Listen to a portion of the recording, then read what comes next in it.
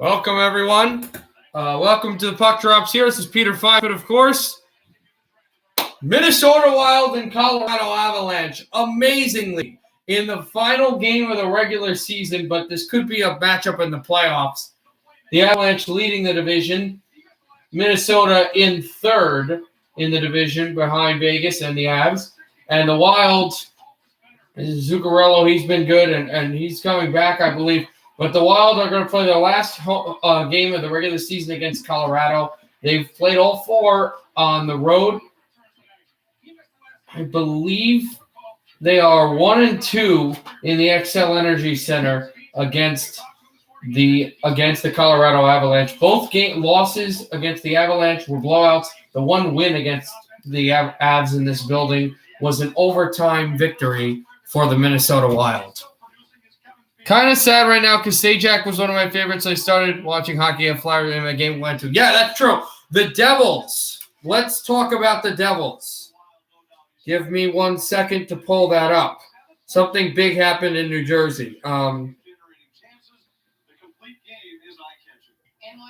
scary for opponents is that you could have even more AJ Greer, Mason Jobst, two prospects, a 2021 first-round pick, and a 2022 fourth-round pick go to the Islanders for Palmieri and Sajak. I'll tell you why they did that.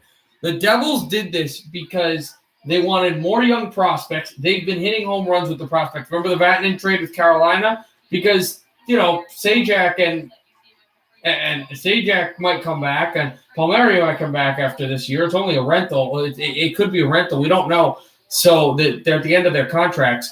So the Devils, they're going to need to the Devils want to get younger, get prospects that they will have, get another first-round pick. They're trying to get younger, and the Islanders are trying to get deeper on offense. They added real offense with playoff scores. Palmieri and Sajak. Palmieri was drafted in Anaheim, but Sajak was another player drafted initially by Lou Lamoriello. And it's interesting, too, because if you remember last year, he tried to get the other top scorer that was a good teammate of Sajak in New Jersey last year from Minnesota, Parise, who is still in COVID, probably not leaving the Wild. So it goes for Sajak.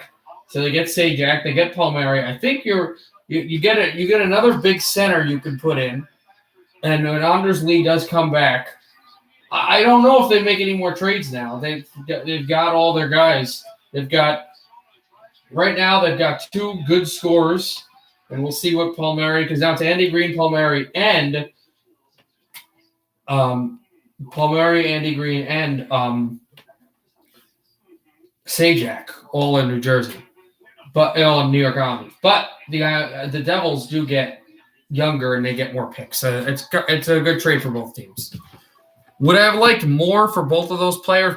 Probably, but these are hard things to, especially when you try to negotiate stuff like this.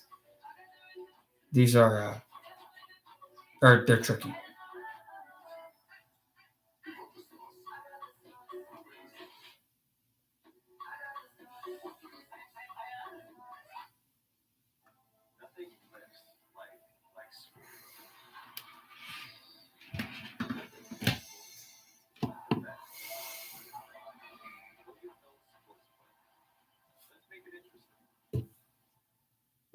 Western knows when to crash the net. He's not invited, but he shows up anyway with his work friends. Because he is.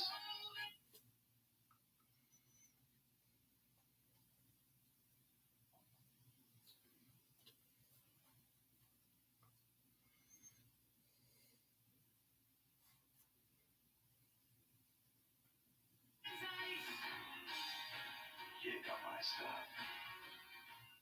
Sports bettors, are you ready? Are you ready for a faster way to win? I'm talking faster bets, withdrawals, and rewards. How about an easier app, easier parlays? What's the question? Avsfan 29, what's the question? Also, I can't believe the Mets lost again. Today. Oh, I got. Okay, sorry, guys. Sorry, no idea what that was. Oh, that was the radio broadcast of the Canadiens game, which is still going on. Edmonton 4, Senators 2. That's the final there. McDavid got the game winner against the Senators. 5:29 left in the second. We are still tied at 1. 2 very early goals in the first 3 minutes of the game. One for Montreal, Corey Perry. He scored the tying goal, and the first goal scored by Austin Matthews. 1-1 tie between the Leafs and the Canadiens.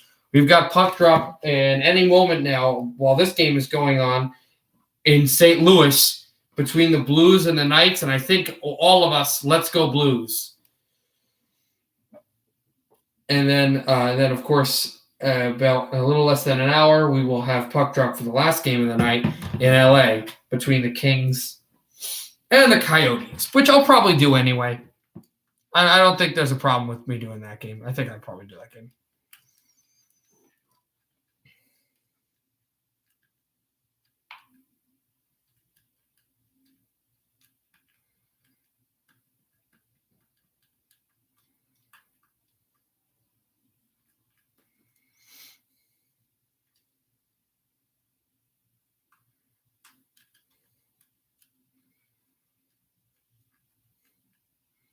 I am not ready to lose, but I am ready to talk.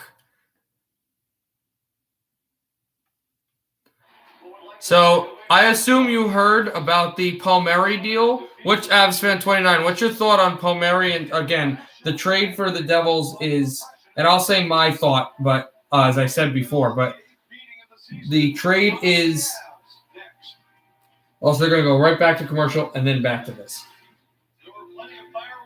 Or no, not commercial. We're ready to start now. The trade was AJ Greer, Mason Jobst, a 2021 first-round pick, and a 2022 fourth-round pick for the Devils. And they give Sajak and Palmieri to it's AJ Greer, Mason Jobst, 2 New York Islander prospects, a 2021 first-round pick, and a 2022 fourth-round selection to the New York Islanders for Travis Sajak and Kyle Palmieri. Travis Sajak, also one of the Devils that Lou Lamoriello drafted along with Andy Green. The other guy he'd like to have on the season pops line, he'd love to have Parise, but Parise's still in COVID, and he's in Minnesota. I don't think that's happening. We are, all right, it's Landeskog, Eriksson Ek, the geeky line against the Mountain.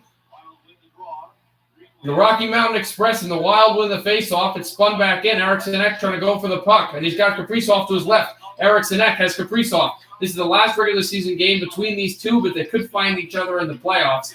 If the season ended, though, it would be Vegas, Minnesota, and Colorado, Arizona in the playoffs. But still a large part of the season left to go. Dangling this through, Kaprizov with the puck. Kaprizov turning forehand, backhand. Kirill Kaprizov back out again. And dropping it through, it's Jordan Greenway. Greenway sends it at the blue line. Shot by Dumba went wide. And Eriksson Ek looking for it. Here's Kaprizov. Kaprizov back out again. Jonas Brodin sends it to left circle. Brodin a shot. This far angle. Rebound puck. Throw Eriksson Ek. He's tied up. And now we've got hand fighting already. Eriksson Ek and Devon Taves yapping at each other in front of Grubauer. Could be very good or very bad for Drew. Well, here's the thing. At least one of those players probably comes back next year. They're both rentals. So the Islanders may only have him for a few months. Or they may have him for the rest of their career. I don't know what will happen. In this game, we got a 4-on-4 immediately. They're gonna throw Eriksson Ek in the box, and they're going to throw Devon Taves in the box. So they are penalties, but they're both 4-on-4, 2 minutes. So they're in the box, but there's no power play for no one else. It's not a power play. Johansson is booted out of the face-off circle. It's going to be Matt Zuccarello, who loses the draw over to Cal McCarr. Spun off the wall. Adds the center. Another drop pass. They'll send it through a shot to save made. Kadri never was able to get it out across. The Wild break it out to center ice. Zuccarello spins this on through. Johansson tried the forecheck. The forecheck was how the Wild got their first goal on a 5-4 loss the other night, Monday night, to the Avs. Zuccarello, he is thrown off the puck. Now the Avs still with it. Graves has it and handles right off the right circle. And a drop pass out again. And it can be sent in through. And now came across Nathan McKinnon, who turns back and taken away by Fiala. Fiala spun it on a cross. Penalty coming up against the Avs.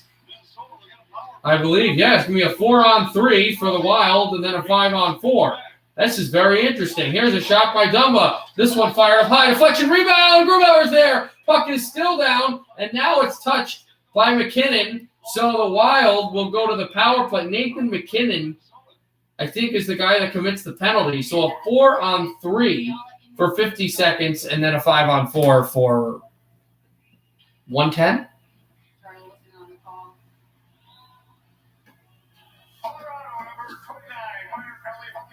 A hooking penalty against McKinnon. The Wild have a lead at the end of the first. Hey, I remember what you said about the Avalanche with their big second period thing. I'm waiting for that. I'm waiting to see how the second period goes. Bonino at the face-off circle. This puck thrown out the wall, but Spurgeon wasn't there. It will be taken now Fiala to act as a defensive pinch-hit. And dropped out. They only got 3 men there at Spurgeon. Spurgeon holding. Drops it out across. Spun through Fiala. And remember that Eriksson Ek can come back on the ice for the 5-on-4 because he was on the 4-on-4 penalty with Taves. There would be 1:10 left in the McKinnon penalty if this is not a goal here. I think you could go right to the 5-on-4. Yeah, I think go right to the. I'm not sure how it works. There's a shot off, blocked away, and the Avs just rink this down to center. 10 seconds to go on the 4-on-3. Kaprizov. Fiala with it. Fiala dangling behind the net. Fiala waiting with it. And a shot in front, Grubauer with a save of Bonino, and now Eriksson Ek and sorry, my brain's off today. Eriksson Ek and Taves can come out of the penalty box, but McKinnon is still going to be in there for a little bit. Hi, Keith. Breaking news what? Did something actually happen? Now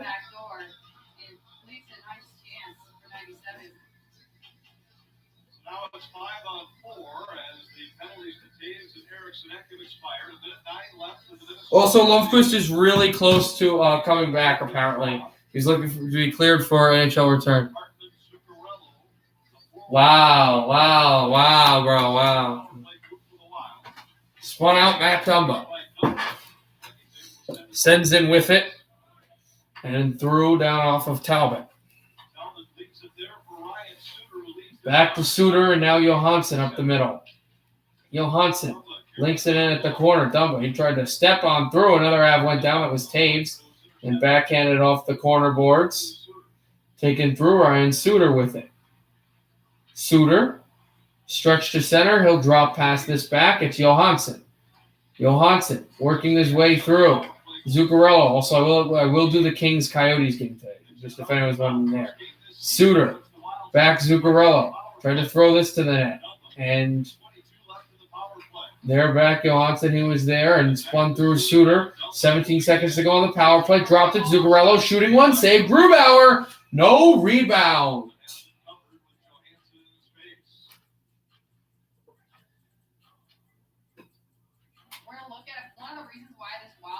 Let's take a look at my fantasy baseball team, shall we? If anyone doesn't know, me and people on some people on this Discord and this YouTube have been doing a fantasy baseball tournament. I am right now beating Trent by 11. Comfer against Rask. Rask to face off. Thrown in by Kaprizov. This blocked It hit Belmar and it went out of play. 11 seconds still remain on the Minnesota power play. Yes, he is losing by 11, but he does have his catcher batting right now. Sanchez. This incredible far-reaching goal. They can compete hard. The only thing is, let's compete for a full 60 minutes of the whole game. Winning battles and races. There's a shot in for Kaprizov. He scores! Kaprizov! He went through the slot, and Karel the throw has made it 1-0. Minnesota Wild! That's a beautiful passing sequence by the Wild.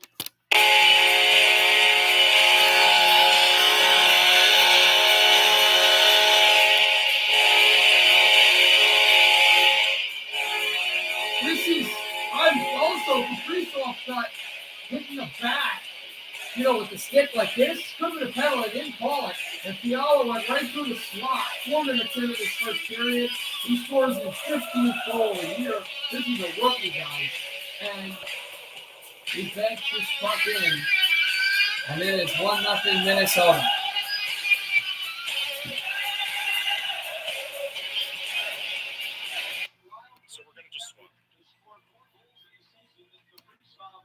Wild will stab this back out off the corner of the circle, and it will bounce in.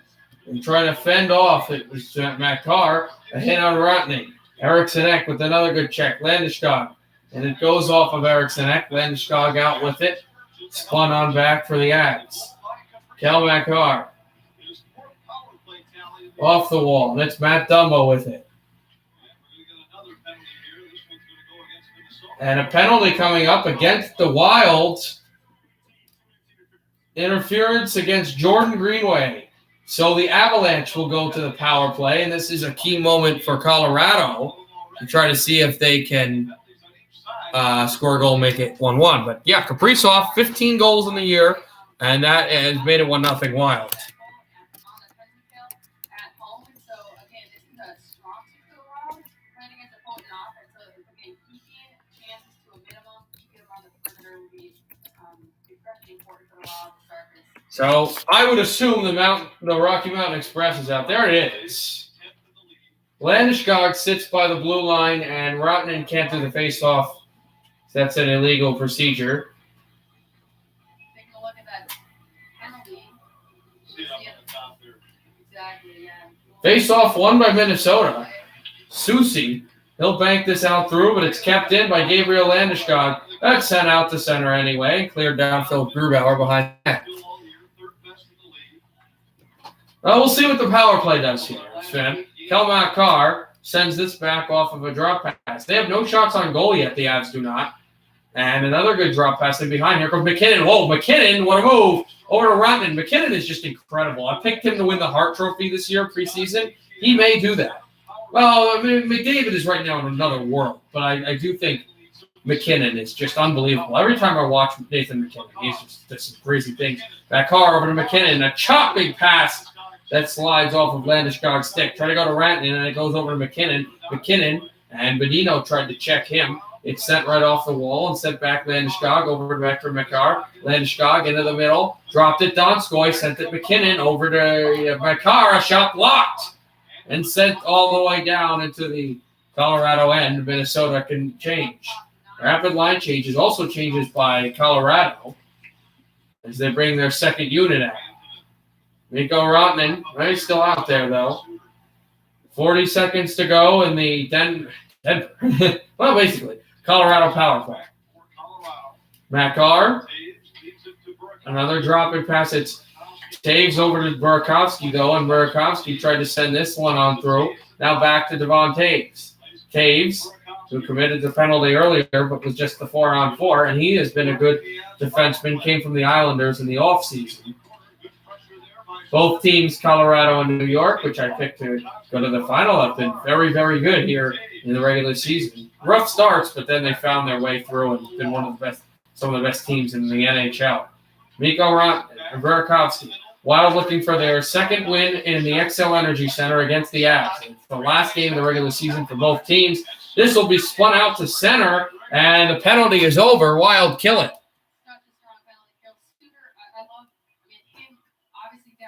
Let's go. Oh, I'm happy. I didn't know. I'm excited. That is helpful. That is very helpful for St. Louis, for St. Louis, of course, but for Minnesota. Here's the standings work here. The Wild are 4 points behind Vegas. So if St. Louis can come up with some magic and we can win in regulation, we can win here. It'd be great. Kaprizov from a key pass has made it 1-0 Wild.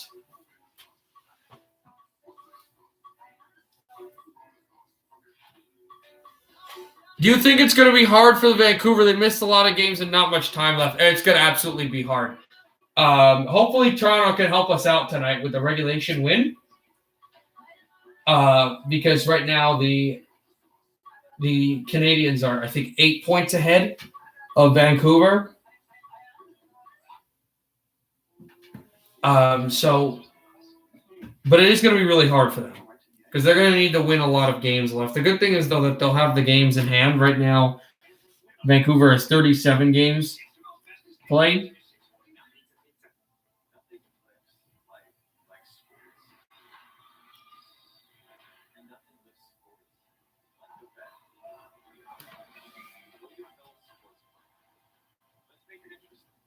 Well, so at the end of the second period, 1-1 between the Habs and Leafs. We'll go to that game once we get to the intermission, first intermission.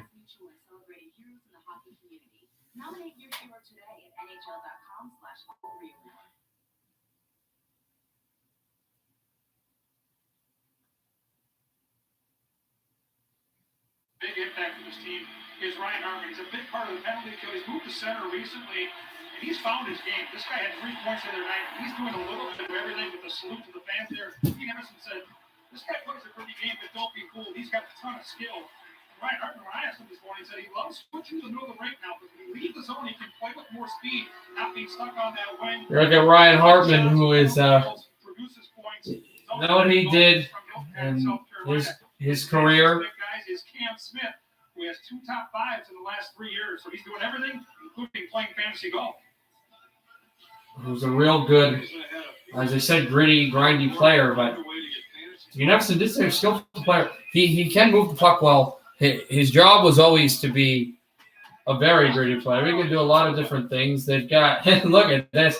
They've got big Vladimir Mashushkin and little McRow for the Wilds, as this puck will go. This will be offside, off the center.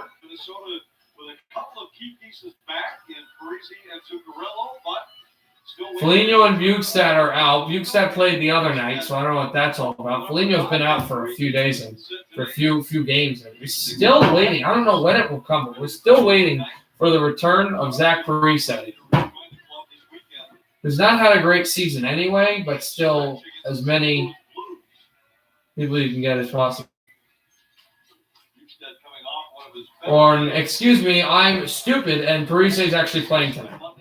I didn't realize that he did come back. I didn't hear any reports, but he just lost the draw. And there is aforementioned Zach Parise. So now that Parise is back, I see you're waiting for Bukestad. Bukestad just got injured, so that might be a little bit. They're waiting for Foligno. I would love a Parise goal here. That would be really big for the Wild. Spun out and dropped through. Juggled from Parise over to Soucy. Soucy trying to move his weight through. And Soucy at back check Rao and Parise there. Not big guys. And the Avalanche to bring it out. Burrows at the right wall. Burrows shoots this bank wide. And Jonas Donskoy had the puck. There's a good hit, Johnson. He checks Jost. And now the Wild Spurgeon back out off the wall again. Sent to center. And a bobbling puck, and it comes across to the boards. And now Nishushkin fighting away with Ian Cole.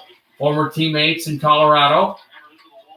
Cole will drop this in at the wall again. And sent through at the line back in its center. And it is Victor Rask moving his way through. I always liked Victor Rask. I know a lot of Wild players hated the trade with Niederreiter.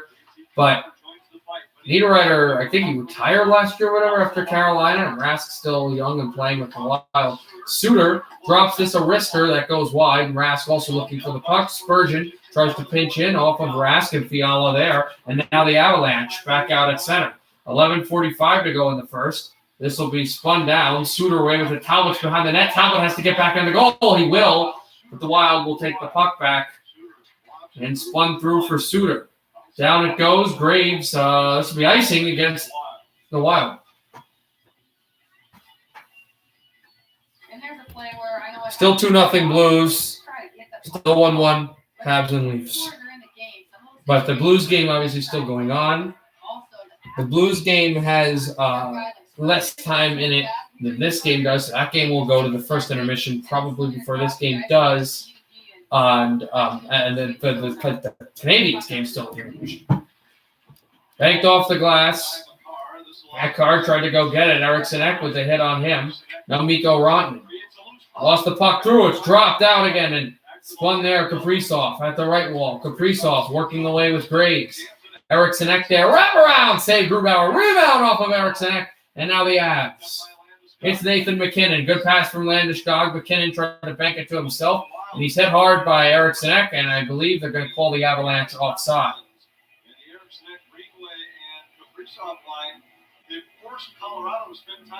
No. Go Leafs, go.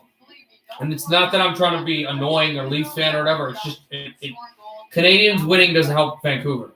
They would be 10 points ahead of Vancouver, who is still not said when their next game will be. Right, let the Leafs to help with the regulation rate. That game is tightened up, too. Dropped it on through. It's Mikko Rantanen. He's offside. Just like that. 10:56 to go in the first. We will have some commentary of the Canadiens game, again, as I've said, once we get to first intermission in St. Paul. Going to be a huge, and has been a focus point. Justin has talked about it, being on your toes, being aggressive in his face, and making the Avs defend. I think was one of the focal points for Thursday, the last game. Backed out off of Matt Dumba there and spun out the left circle. Brought in Brodin off of Johansson. Now in comes Zuccarello. Zuccarello pass in front of shot, score! No, hit the crossbar. Oh, I thought that went in. It was a perfect pass. He had Grubauer beat, but this puck hit the crossbar. And the Avalanche are not down by 2. That could change things in this game depending on how things are. And I think we've got a penalty here. And we're going to get another whistle and a penalty here, not yet halfway through the first period. And it's against the guy that hit the crossbar, Hartman. Here's the chance Hartman had. And he beat Grubauer. That puck was going to go in. That puck was just off the crossbar, clanging down. What a chance for Ryan Hartman. Just off the crossbar. And at the other side of the ice, he commits a penalty, and a roughing penalty, and the Avalanche go back to the power play. Not only comes up empty on the offensive end, he then takes a roughing penalty back in his own zone, and the Avs will go on to the power play. Donskoy and Spurgeon were battling there. This puck thrown off a face-off win cleanly by the Avalanche and spun back. Here's Makar. Sends it off to the boards again. Back to Makar. Trying to send it through. Chopped it over, and it's Mikko Rantanen. Rantanen sends it on through. Landeskog got trooped down. No penalty called against Minnesota. The Avs keeping this in. Brought it out. Avalanche also missing a big physical body for several games, and that's Eric Johnson. MacKinnon shoots, save. Talbot rebound. Comes alive Makar. Back out again. Landeskog throwing to MacKinnon. MacKinnon a wrister. This goes off the boards. And Spurgeon trying to poke this through. Landeskog with a good pass. Cornered off the wall. And thrown through. Here's Cal Makar.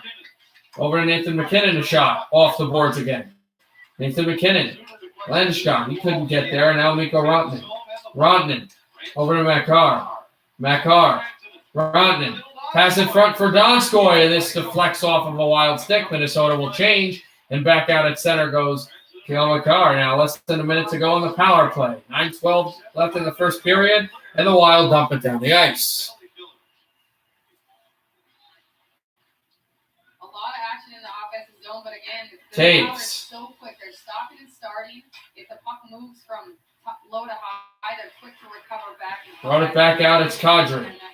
Kadri takes a backhander at the wall. And moving through Burakovsky. Trying to send this through.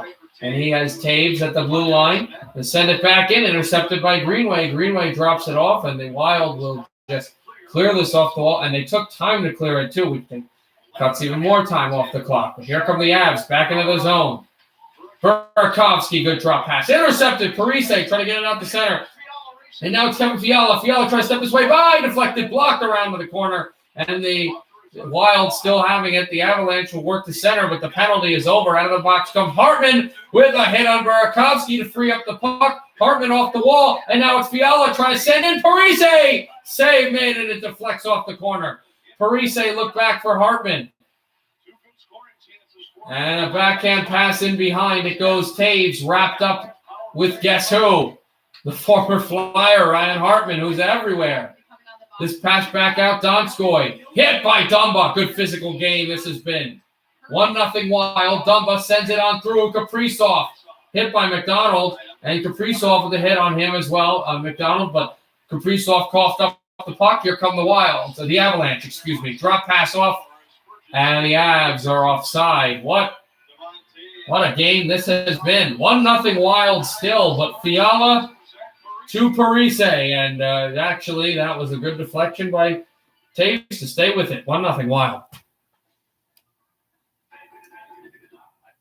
Yeah, that is funny. I will say, yeah.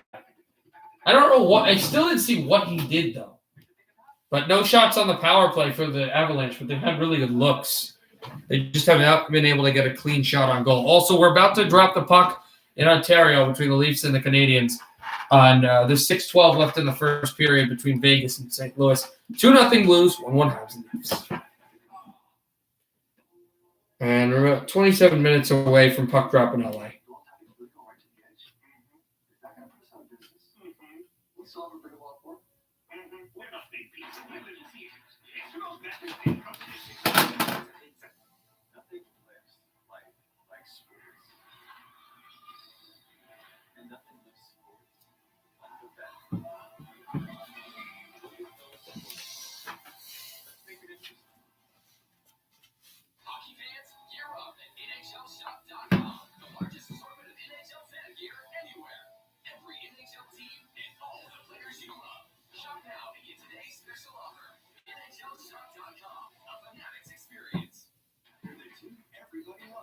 The team at NHL Network. Catch up with the news of the day on NHL Now. Get instant analysis with NHL Tonight. Top it off with On the Fly. Every game matters. All season long on NHL Network.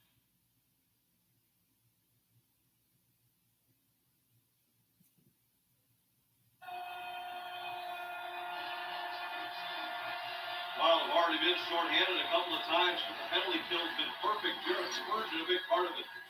Take a look at this. Watch 46. He sprints all the way to McKinnon. He doesn't just wait, and then again sprints back, but leads with his stick. So penalty killers out there, just keep in mind, you always want to lead with your stick because it takes away time and space. And again, what does he do? He quickly goes up to engage, blocks a shot, keeps them big zero on the scoreboard. Excellent work by Spurgeon. The Yield scored. Thought you were ahead, but then it wasn't a goal. No. I thought it went in. It was a perfect shot, and the way the puck was launched, I thought it was a goal. Zuccarello behind the net. Zuccarello dropped through, and McDonald sent it back out away at the line, and now dropped in off the corner boards. Sent back down for the Avs again. A good centering pass. This banked off the line. Looking out away. It's Ian Cole there. Tried to stash it up. Parise is there at the corner. And now backed up. Here's Rao. Rao has numbers. Rao drops off. Shot there. Score! That's going to be Johnson. And it's going to be 2-zip. Luke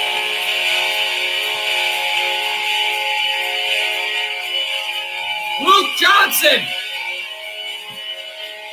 through the wickets. And on the fifth shot on Philip Grubauer, the Minnesota Wild take a 2-0 lead. And a good hit, too. This all starts because I don't know what happened, but somebody turned Cale Makar around. He was running all over, chasing pucks, not in a good position, and the Wild go to work. The two youngsters, Rao, Johnson, and Bang.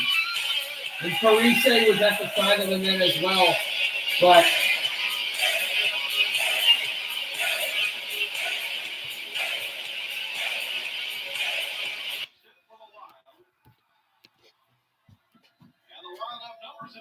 and the Wild will bring it out at center ice again. Brought in, trying to go for Eriksson Ek, and that puck just deflected off of his side. And here's Nathan McKinnon at the right wall. McKinnon dropping through. McKinnon losing the puck, desperate on his back to get something, and he couldn't. The Wild stick play this back to center, Jordan Greenway. I will say, though, Avs fan 29, I will say, though, for you guys, number one, you're not playing as well as you did in the first period last time, but I will say for you guys that I don't think there have been there's been bad calls in this game, but I will say, though, that the refs seem like some of their calls they've made or some of the holding whistles have been oriented a little towards Minnesota, because I've seen stuff close to tripping here and a bit physical play by the Wild that they're tending to hold their whistles on. I mean, I don't care, I'm happy, but like I could see how maybe some Avalanche fans could get a bit annoyed by what's happening here physically by the Wild. Burrows shooting this at the corner. They're not blatantly committing penalties, but they are going really physical. And here they go again. Brought it back. Dropping for a pass to the corner. They can't get one. Thrown in front. Fiala drops it. Shoots safe. Rebound Grubauer. Puck is still loose. It jostles to the corner. And there's a Wild player without a stick. Hartman got chopped in the teeth. Are they going to call a penalty, or are we going to see Rasmus Dahlin from last night? We will see. And we're going to have to check later. 5:12 to go on the first. 2-0 Minnesota. I'm an Avalanche fan. I disagree with you. Oh, wow. I've seen some stuff that, like, it's oriented a lot towards and the Wild are playing much better. Even though they did play good in the first period last game, they're playing an even better second period. So that, of course, is something interesting to look at.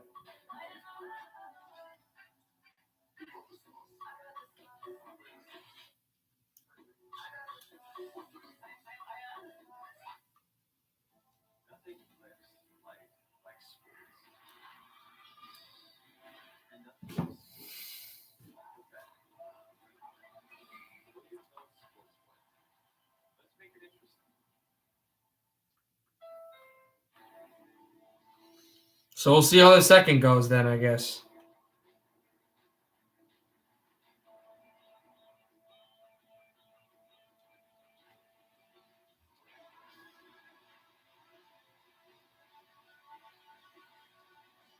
Always able and equipped for family life. The 3-row pilot from Honda.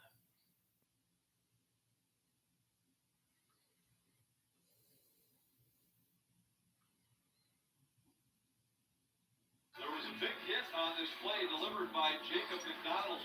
It wasn't a stick in the face. It was a check by McDonald, and he just clobbered. Yeah, right. Oh, yeah. McDonald's shoulder close up to the face. And McDonald is tapping his shoulder, going, that's shoulder. Yeah, that's shoulder. It didn't hit him with a stick, so it should not be a penalty. That's just a good hit, I think. It did look like a shoulder-to-shoulder hit by McDonald. Penalty box is open.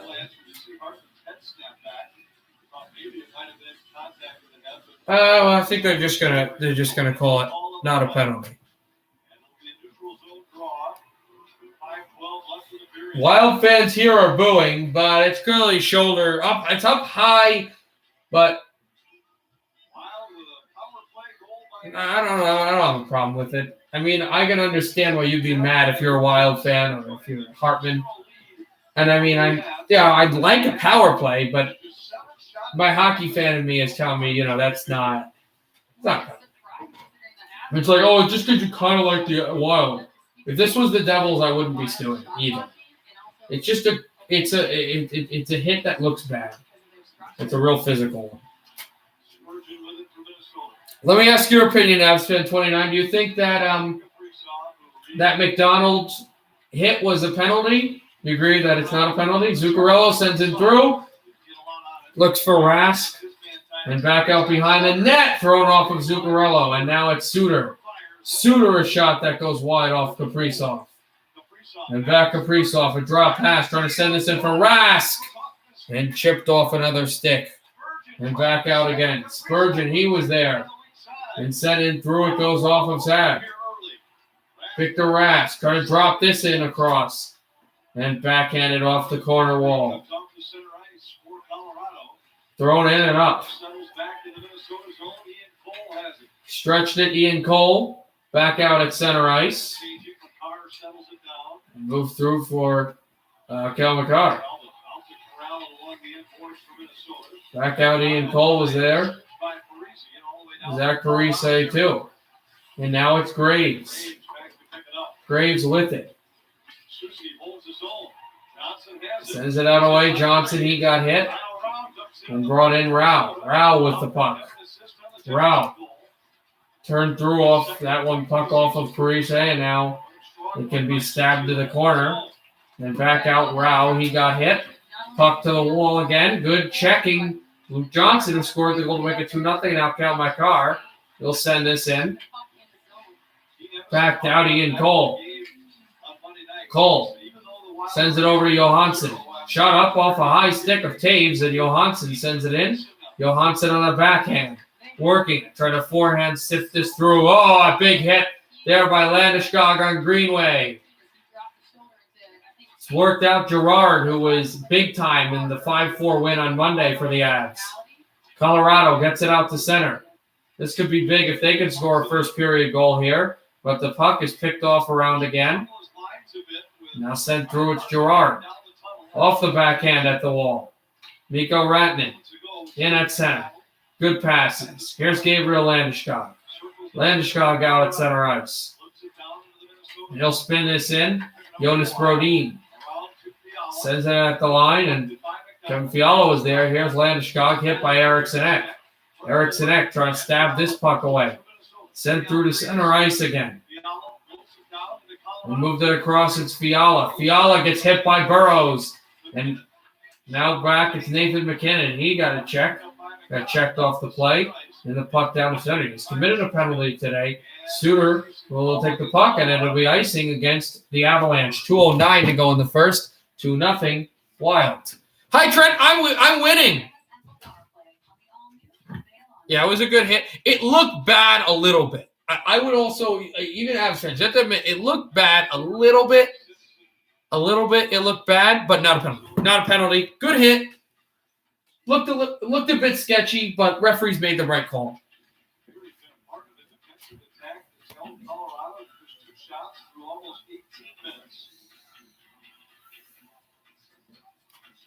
Are asking for an explanation as to why this was called icing. Sorry, pointing fingers on the Colorado bench.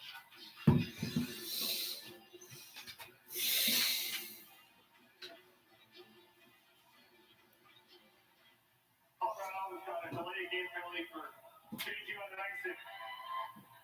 Wow! The Colorado Avalanche just got called for a penalty that hasn't been called all season, and I've never seen called in my life. They got called for changing on an icing. Sneaky, Jared Bednar, but it's not going to work against these referees in St. Paul. So they're going to take, I think Donskoy, I'm not sure who's going to take this penalty, but the Avalanche are going to call it again for this. It's changing on an icing, which will give the Wild a power play with almost the entire first period to work with. Andrei Burakovsky is going to take the penalty for Colorado. JT Compher and Nick Bonino will take the faceoff. See who will. It's going to be Rask. Rask against Compher. Won by the Avalanche. Here's Graves sending it out the line, and down to center ice it goes. Over, back out, Spurgeon. This could kill if the Wild score in a power play to make it 3-0. Especially on this as a penalty. Avs have the second best penalty kill in the league. I believe Vegas has the best. So, again, a bad power play against two of the top kills. You have your work cut out for you. Wild will bring it out. Spurgeon a shot up high and sent through at the glass. It is Fiala sending it out. Drop pass back at the blue line. And cornering that out across. Fiala with it. Fiala sends one. A shot. Score! Fiala! And this might have been tipped en route. I think it was. Wild up 3-0. A power play goal.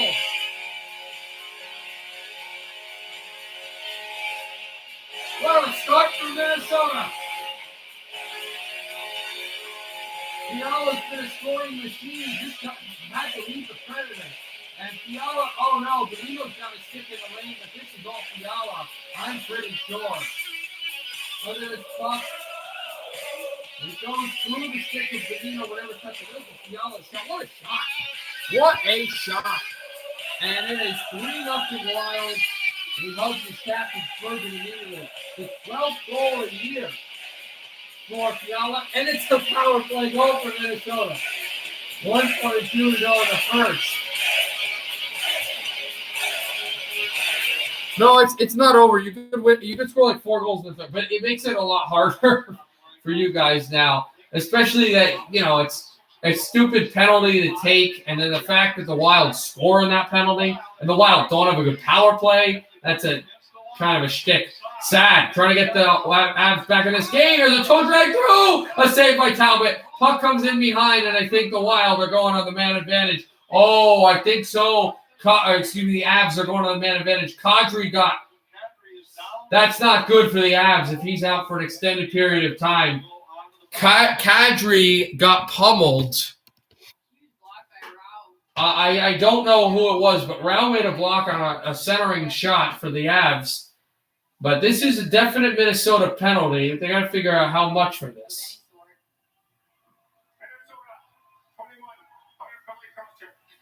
Just a 2-minute minor. It's a cross-checking penalty against Soucy. And this power play will extend for the rest of the first unless a Colorado goal or a Minnesota or a Colorado penalty. And this wasn't even. He wasn't even hit. This isn't a Minnesota foul here. I mean, it's a penalty against Minnesota. Not for this. It happened on the other side of the ice. But Kadri got hit with the puck. It was a shot. And again, this isn't good if you're the Avs. Here's the penalty, Soucy. So he trips down a Colorado player at the corner. They're calling the penalty, and then friendly fire shot. It's Kadri at the shoulder. So the Avs can work on the power play for the rest of this period. Limiting power play opportunities for one of the league's most explosive power play groups. 100%. Not only does it give them obvious advantage, but it messes up the lines. Like you mentioned, Johnson's line to get out those 7 minutes to the game. That's usually... Jonas Brodin will pummel this puck over to Grubauer. Drop it back over to Cal Makar.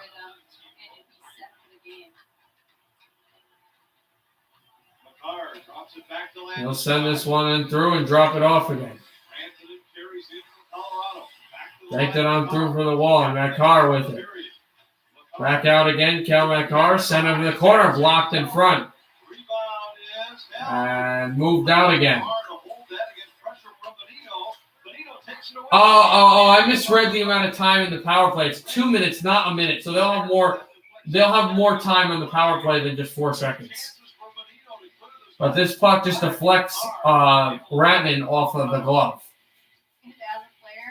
So 13.3 to go in the first, a minute 35 on the Avalanche power play.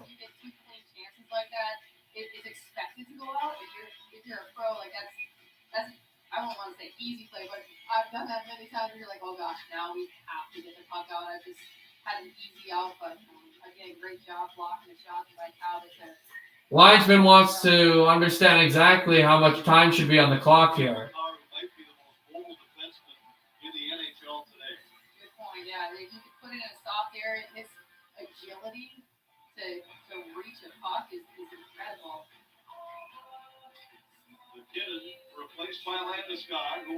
McKinnon will be replaced by Eber Landskog at the face-off circle. Just thrown there, Suter, and it's Spurgeon with it. Spurgeon is going to throw this down the ice, and Grubauer makes the save. Back out, Cal Makar. A pass at the boards. McKinnon with it, but he drops it over to the goaltender, Talbot. That's it. What a period for the Wild. 3-0 Minnesota at the end of 1. Without Kadri, we might be done, but this is one of the best teams in the league, so it's not over until it's over. If someone come back, his reaction was proud. But, all right, so that's the end of the first. We are going to head to Toronto, and the Leafs have a 2-1 lead. So let's go right there. End of the first. Wild 3, Avalanche, nothing.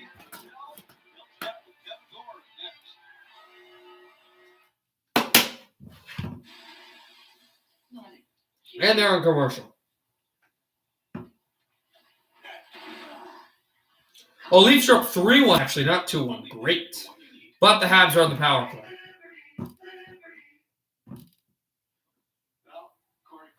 So, Corey Perry down for a trip, and the call, I think they're going to give this a Mikheyev, or no, Travis Dermott goes to the penalty box, one of their young players that they like there in Toronto. So, the Leafs up 3-1.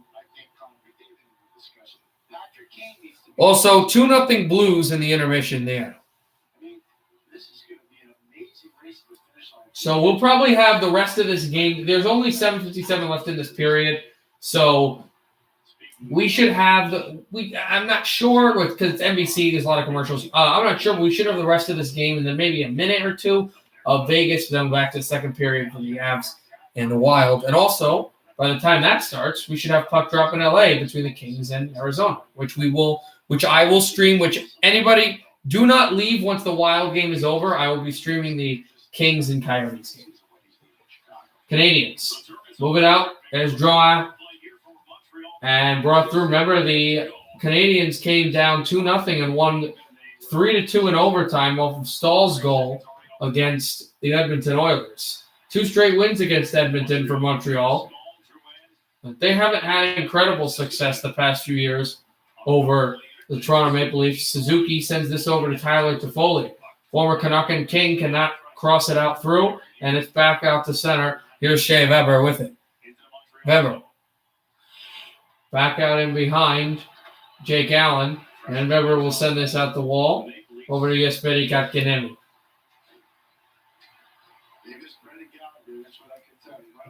Kotkaniemi and now Petrie.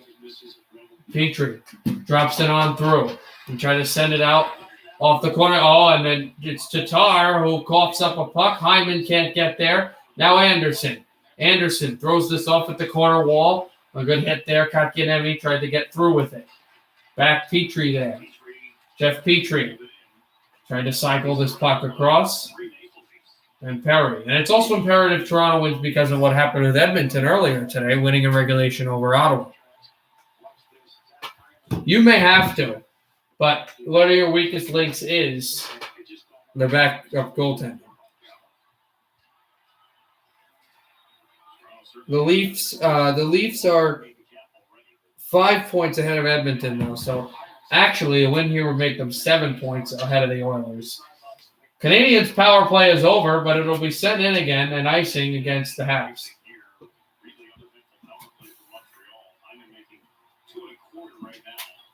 5:53 to go in the third. Maple Leafs 3, Canadians 1. Muzzin will jump over the bench and he'll make a change.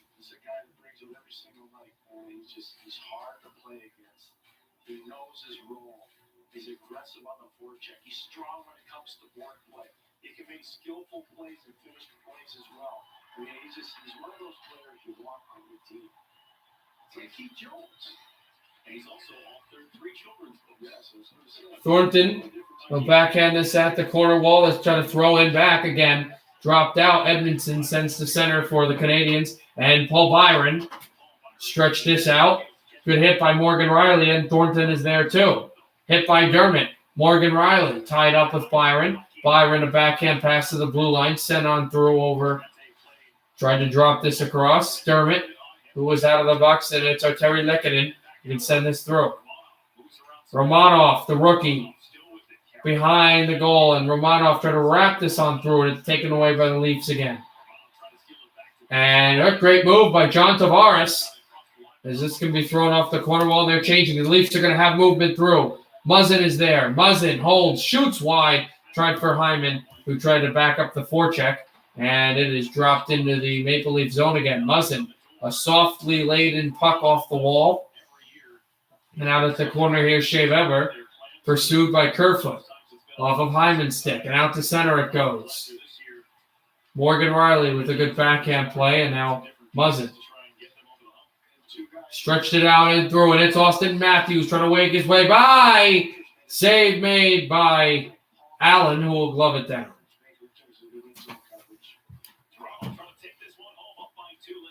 Last time we had one of those first periods, we changed goalies, and it worked. All right, we'll see. Okay, we're going to commercial in Toronto. Still 3-1 Leafs. No matter the team, no matter the game, whether it's face-off or penalty shots, regular season or playoffs, win or lose, no matter what happens, no matter where it happens, New Amsterdam vodka is there. Oh, great. The show's starting. Come on. Just trust me. Oh, trust you. Like with the dollar oysters. I don't think those were oysters. You survived. So, we can't build up. Watch this. Think we're VIP. Right, wow. You just think we're VIP. And backstage. You know? I did for a second, but it's gone now. You understand. Toyota. Let's go places. I want to be the 2021 Rookie of the Year. Maybe Jimmy's a bit insane.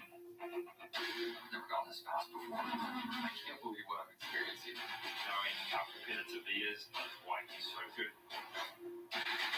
Amongst the fire, he has this calm.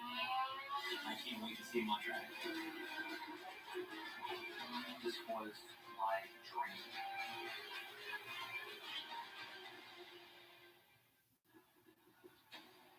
Let's take a look at our upcoming games. Minnesota and St. Louis Friday night, 8 o'clock in the NHL Network. Then Tuesday, the East Division matchup, Flyers and Capitals. So the Flyers needing some points. Colorado and St. Louis, Vegas and LA next Wednesday on the doubleheader as the West Division takes center stage. And on Friday night, we've got a little bonus action for you. Eddie O and his son Nick with play-by-play man Andrew Smith, the broadcast of the ECHL Indy Fuel against the Fort Wayne Comets. Eddie O's your broadcast, ECHL.com. Tavares off the face-off circle and spun it back down.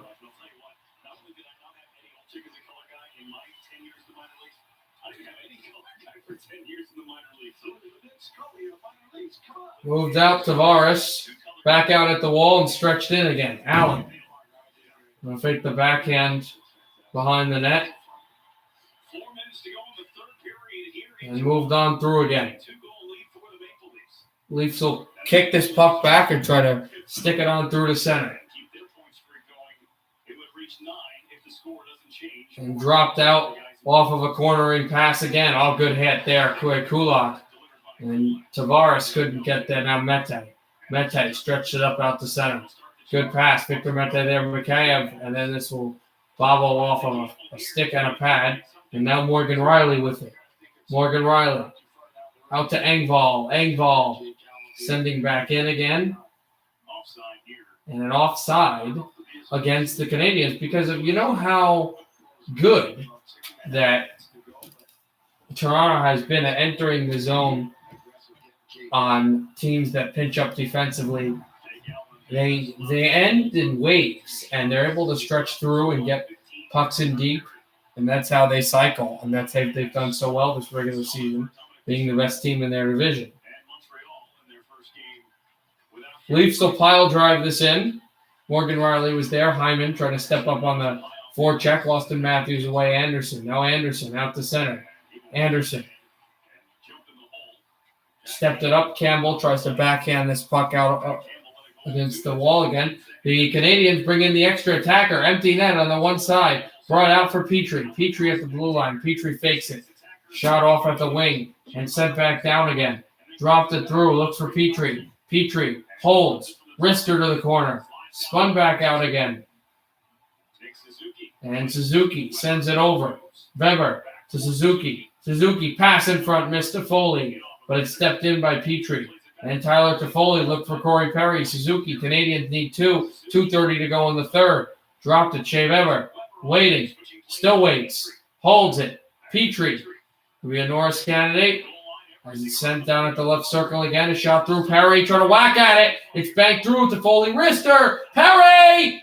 Whack at, he scores! Corey Perry! It is his second goal of the game, and it is 3-2.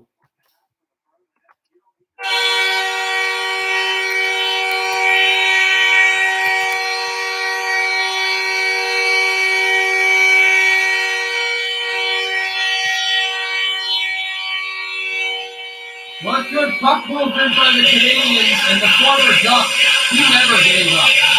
Corey Perry just bang through, finds a way, get the puck in the net, and he got it in the net. And the Leafs now have only a 1-goal lead over Montreal. As we said, this is Perry's second goal of the game, and it's the Canadians' first goal since the first period. Dropped out back again, the Leafs trying to send this out to center. Shea Weber, he was there.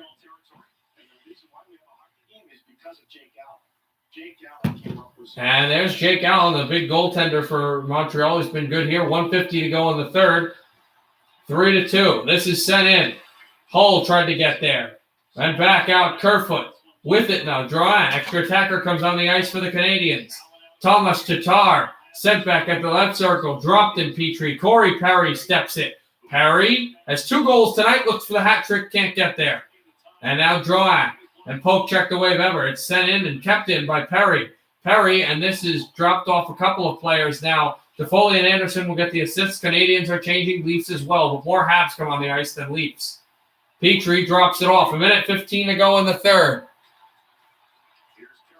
And yeah, we'll have the wild game a little bit the second period, but right now we're in Montreal for the Canadians and the Leafs. Dropped to Shea Weber, sent through. Corey Perry back in behind. Perry there. He is hit off the puck. Petrie. And it dropped that off the corner, and it sent off the leg of Anderson. 50 seconds to go in the third. 3-2. Leafs. Anderson. Past Hull. Anderson, and it throws to the glove of the goaltender Campbell with 46.1 to go in the third. And you wonder if Montreal will call timeout.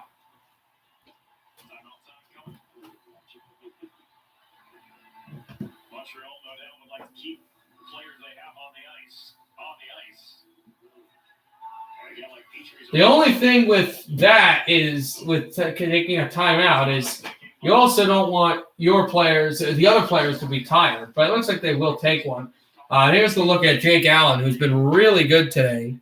Stop trying to throw people in the box, Trent. Stop doing it.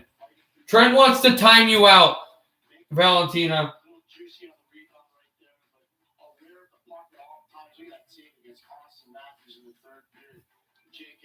And he just does it as a stupid joke. So please don't do that. So Alex Burrows had the troops around him for Montreal trying to figure out a way to get this game tied. What's really cool about Alex Burrows when he did come out, an undrafted player out of Quebec Major Junior League. You've already talked about East Coast Hockey League. He actually started in Baton Rouge, Louisiana. He played with the Sedins. He went to a Stanley Cup final playing as a winger with Daniel and Henrik Sedin. And those guys were unbelievable offensive hockey players. So you have to think he learned a ton playing with the Sedins. Move there, Tatar. And he'll backhand this out down at the corner.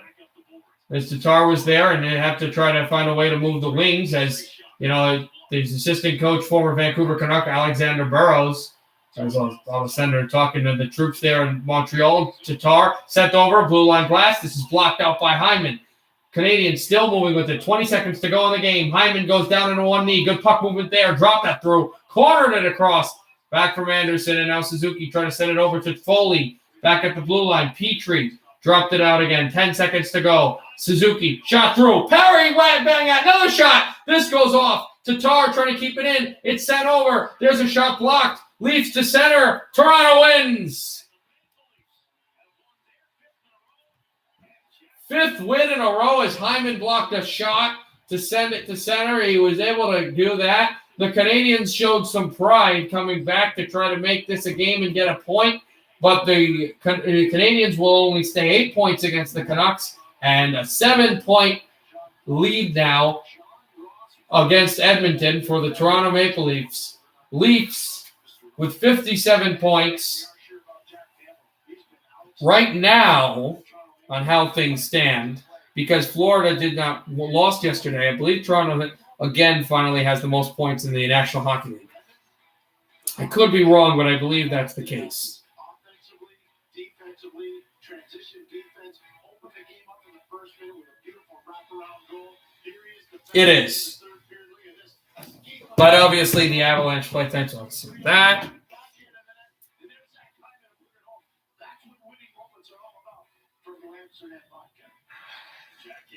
Okay, let's see how much time is left in the Wild game. 2 minutes left, so should we go back there?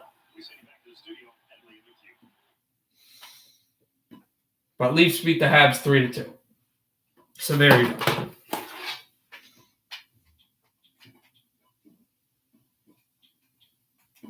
We have here the Caesar toppings go all the way to the edge. $6.49. We can do that. You want to play cards? We're not big pizza. We're little Caesars. The extra long best is steak crust, just $6.49.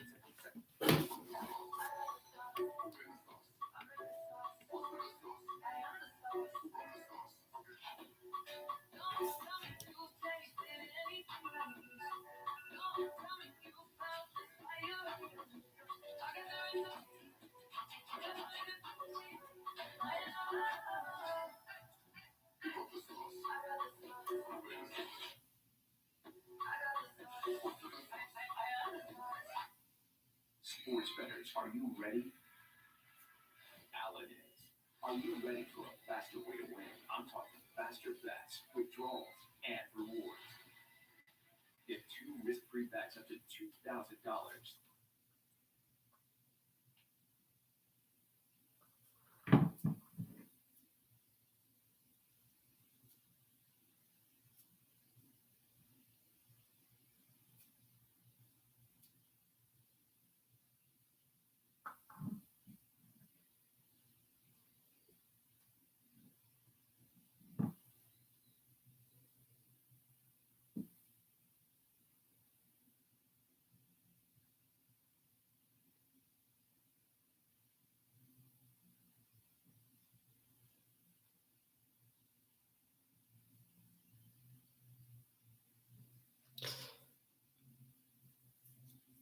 We'll see second period. I'm very happy the Wild with 3-0 lead. But over 30, I didn't watch most of it. I really didn't watch that much of it. I need to watch it again. But how was that game against Ottawa? Because I heard it was pretty close. And I know that the Edmonton Oilers didn't score a goal till like super early in that game. Not early, like super late in that game. Like 7 minutes left in the third. And then they scored empty net with 1 second. So I just looked at stats. I didn't watch anything or whatever. Luke Johnson with his first NHL goal, part of a 3-goal first period for Minnesota. The 4th time this season, the Wild have scored 3 in the first. They came into tonight the best first period team in the NHL, tied with Tampa at +15. But interesting to note, they were -4 against Colorado in the 7 head-to-head meetings. Avs had outscored the Wild 8-4 in the first period. Prior to tonight, we saw Ryan Hartman back on the bench.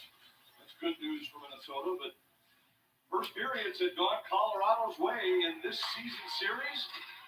Not tonight. Yeah, I'm looking at the second period after the turn the power play, but They threw in at the corner, and it's Mako Rottinen. We are underway in the second period. Still on the power play, 50 seconds remaining on the Colorado power play. They're notoriously an extremely efficient second period hockey team. Nathan McKinnon sent this back in behind the goal. Avs still working. Makar faking the shot. Makar sends it back out again. McKinnon dropping McKinnon in the middle of the shot. He scores. Uh-oh. I'm starting to feel scared a little bit. The Avalanche get on the board. It is Nathan McKinnon, and it's 3-1. And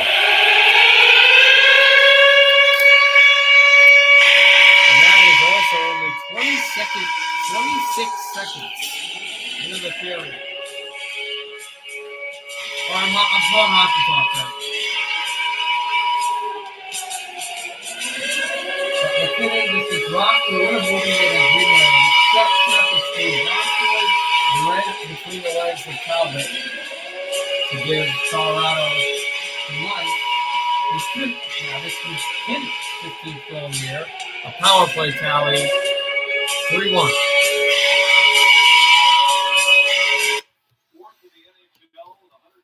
So now the Wild only up by 2 now. Avalanche, good puck movement, brought it down again, a good hit. And Dumba, now we're going to have a penalty against the Wild again. So the Avalanche will go on the power play now, only down by 2. Let's see if momentum continues to go on their side.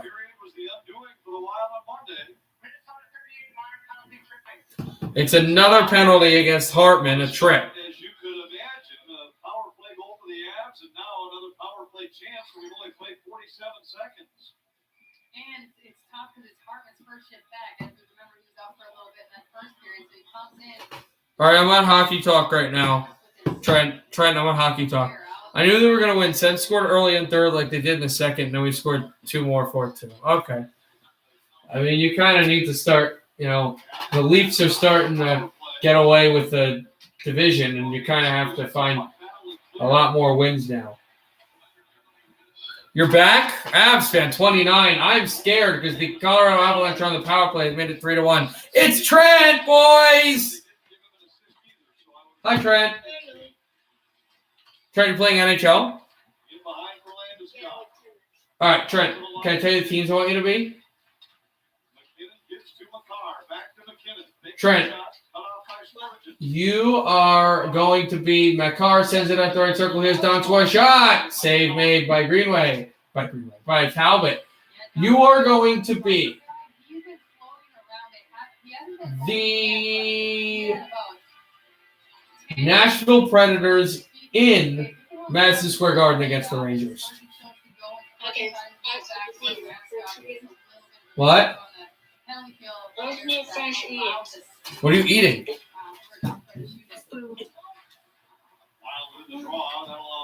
Food. You know what I did today? I ate, but then I actually I did it, and I'm not kidding, I'm not joking. I actually did a heavy workout today. I felt better. And then I felt really good because I looked at my phone and I saw that I was winning in fantasy. McKinnon back to Makar. Sends right circle, Donskoy, a shot up high. And McKinnon sends it at the left circle again, over to Cal Makar. Sends a drop pass over Burkowski. That's the net.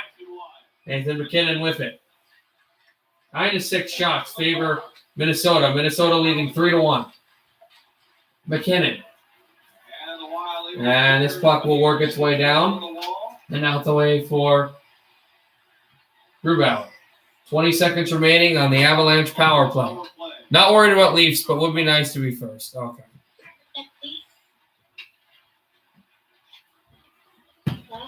What?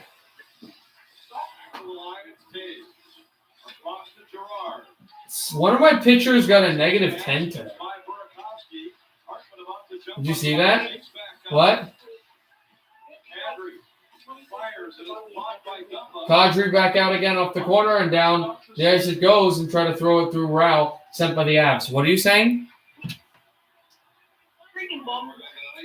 No, it wasn't Bumgarner for me. It was I want to say it was Fry from Atlanta because the Nats cooked them. The Nats won, like, they scored a lot of runs. Why are the Phillies so good? And I'm not saying that's like as a joke. They actually are really good.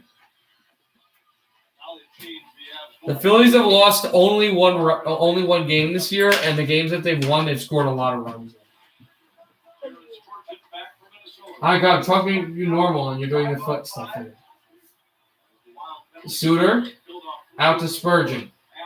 Back to Ryan Suter. He'll send this in at the blue line and off for the paint. Taves will touch it up. I'll be back in a minute. Trent should be happy with the Phillies, but Trent's a Yankees fan. Who you? One goal led to a second goal. I'll have it offside. So in order to stop those, you really want to break up the momentum and have a strong, solid shift. And so again, win a face-off, nice breakout, get to the other end, and start playing physical in the offensive end will really help the Wild and slow these Avalanche down. Belmar dumped into the boards by Suter.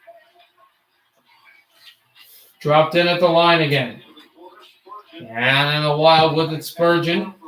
Belmar. Going to throw it in through Belmar. Nothing there. A backhander kept in. There's a wrist shot. That's blocked in front. Victor Rask with a good hit. Wild try to roof this through on the backhand and send through. He actually likes the Yankees, the Cowboys, the Flyers, and the Sixers. Kaprizov turned off the wall, and they're going to call the Wild offside.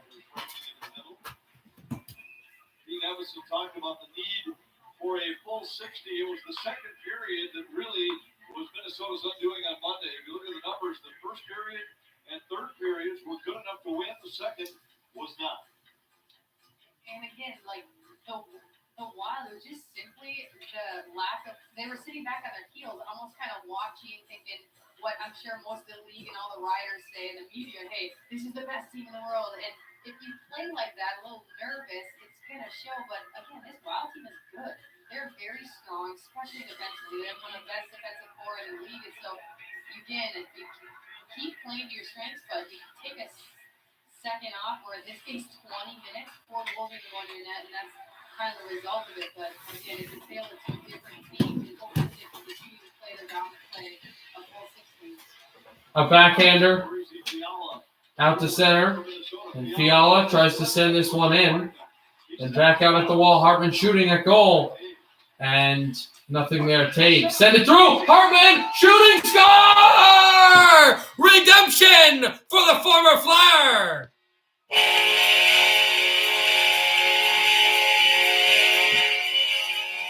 Hartman, and Minnesota jumps up by 3 again. 4-1 Wild.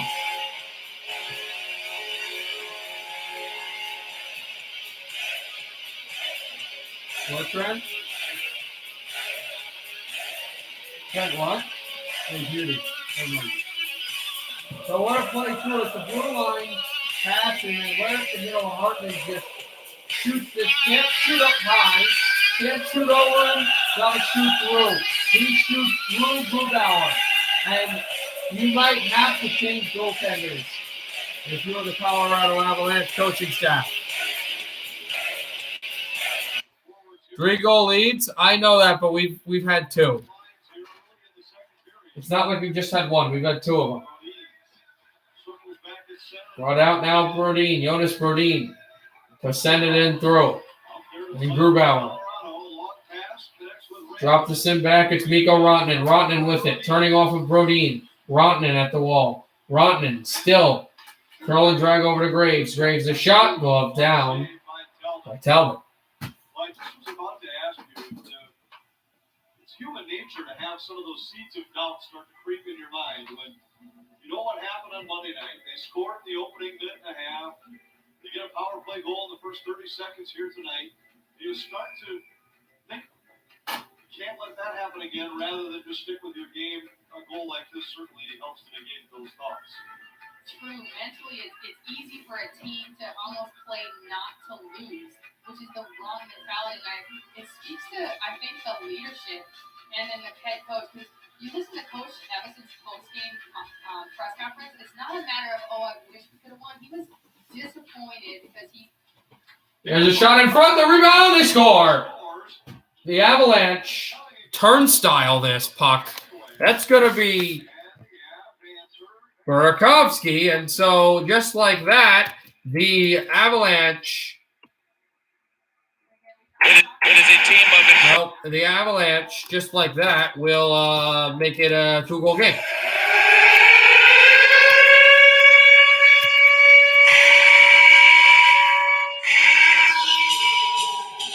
This is, turnstile. Kind of like the goal that Burakovsky scored on Monday, except this one's high shot, and it's not just over the pad. It's the 11th goal year for Andre Burakovsky, and it makes it a 2-goal game. So the Avalanche now lead 2-1 in this period. They still trail 4-2 because of the big first period Minnesota had. Now that 3-0 goal is the go-ahead. There's a drop pass again. Shot glove down off of Donskoy by Talbot. This is turning into an exceptional game. 14:25 to go in the second. Talk about timely saves, and whether it's just for a face-up to slow the play down or a big glove save with someone coming down this high slot area. Strong play for Cam Talbot to Whatever song they're playing here in Minnesota, super catchy. disrupt the momentum, allow his teammates to kind of refocus. Spun that out off the corner wall again. That was Gerard. Eriksson Ek now, Johansson trying to send this out to center. The Avalanche. McKinnon there. And now Suter. Dropped it back down out. Greenway was there. Off down Gabriel Landeskog. He'll send it in. And a hit by Spurgeon.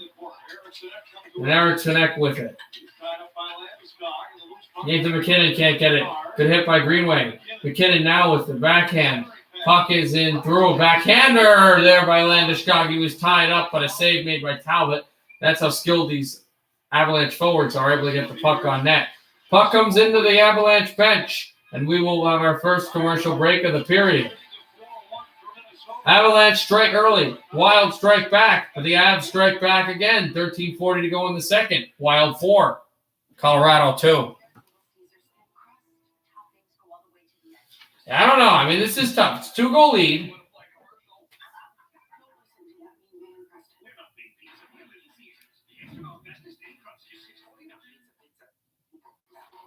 Oh, my God. Guys, this is insanity. Are you ready for some insanity, guys? I had class canceled yesterday. I have no class today. I had my class canceled again for tomorrow. I don't know what's happening. I don't get it. What's happening? I'm happy, but you got to be kidding me. That is the craziest luck in the world. This is my spring break, basically. I mean, I don't have busy days anyway on most Tuesdays, Wednesdays, or Thursdays, but you got to be kidding me, right? Mute warning to Trent the Foot. Trent is still muted. Not on this, but on the thing. He's doing something. He's like eating or something. I don't know.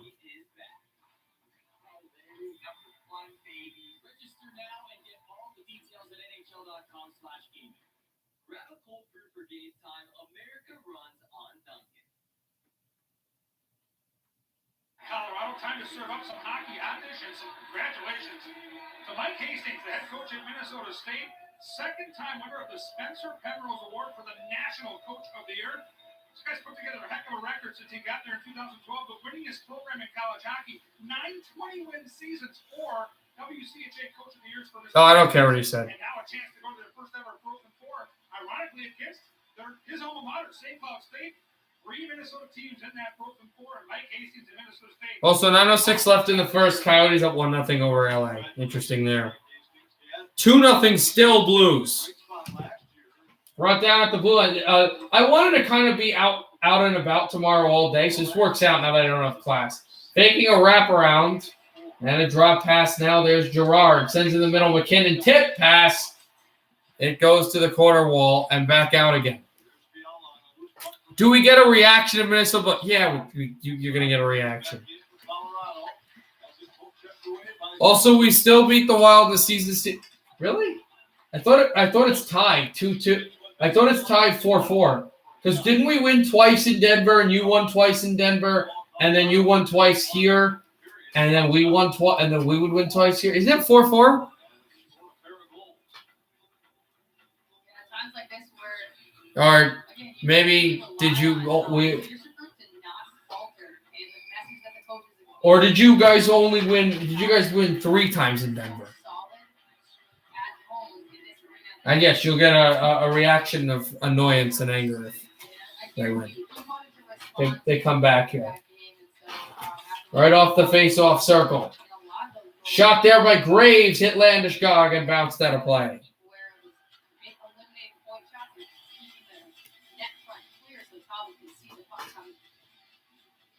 No, this is the final game. It's 5-2.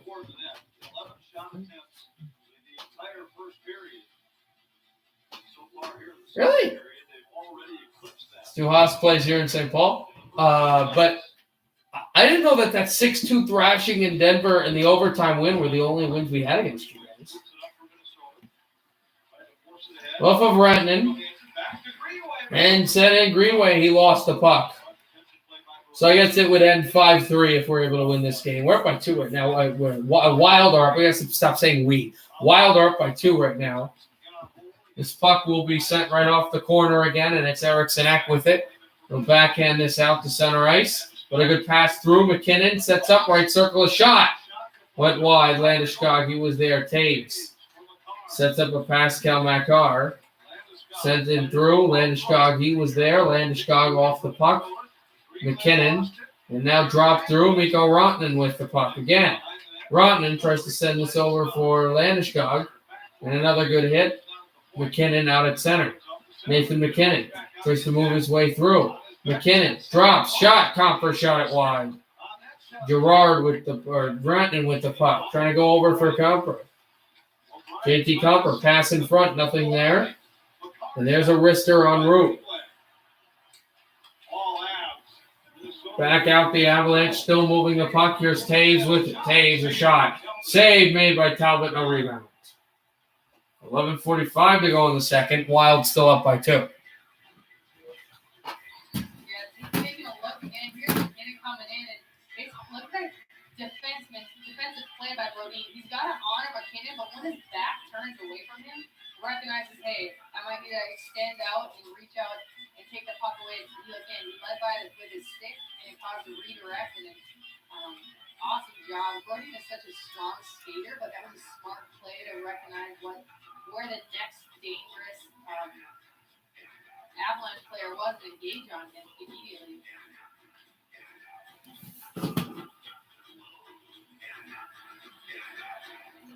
Wild to do his face-off here. Victor Rask, and they're trying to wait for some movement to go out for the Avalanche. They now will have the player at their Jost, and he's going to get kicked out. So, who will be put out? It's Jost and Rask. Face off. Oh, legally put there the stick there. Now Jost still. Will we finally do this draw? Jost is kicked out. Here's Donskoy against Rask now. Face off tied up and won by the Wild. Suter. Oh, hit by Rask to try to free the puck through, but Nishushkin, the big body. He's the Valeri Kamensky of the new look Avs. Shot by Gerard. Save made. Helmet flies off. That's Jost, who doesn't have a hat. And I think we're calling a penalty against the Wild here. Yeah, it'll be Suter. Now, was this for the hit that knocked his helmet off? I don't know. We'll have to see. And yes, it is. Roughing is the call. Penalty to take after your team's clearly exiting the zone, but we'll take a look at this replay coming up and just watch this battle in front with Suter left hand the whole time, kind of on his neck, flips the helmet off his head and sitting for 2 minutes. But this penalty kill would be huge for the Wild to be able to kill off and just get in the lanes and take away chances, scoring up chances. Yep, power play chance for Colorado. Backed it out again and spun through down at the corner wall through there. McKinnon, he was out across Landeskog and sent through Makar. Back out, it's Nathan McKinnon back through again and moved out. It's Donskoy. Donskoy to left circle. Donskoy looks for a pass. Donskoy back in behind. Gabriel Landeskog, the Wild will take this out and send it all the way down. Avalanche look a lot sharper in this period. 10:40 to go in the second. 1:20 left in the Colorado man advantage. Trying to get within one are the Avs.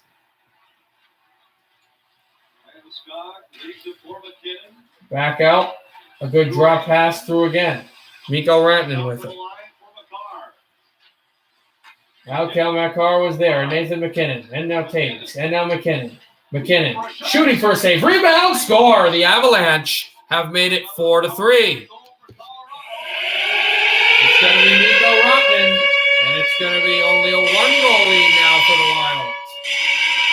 Hi, NBA fan. Please don't be a Trent alternate account. But Mikko Rantanen, it seems the Avalanche is the power play finest. It's McKinnon. He's not going to catch this, but he's going to have to the quarterback. Set up, wait. And shoot right through the legs of Dumbo. And Brodin is puck watching with his goaltender.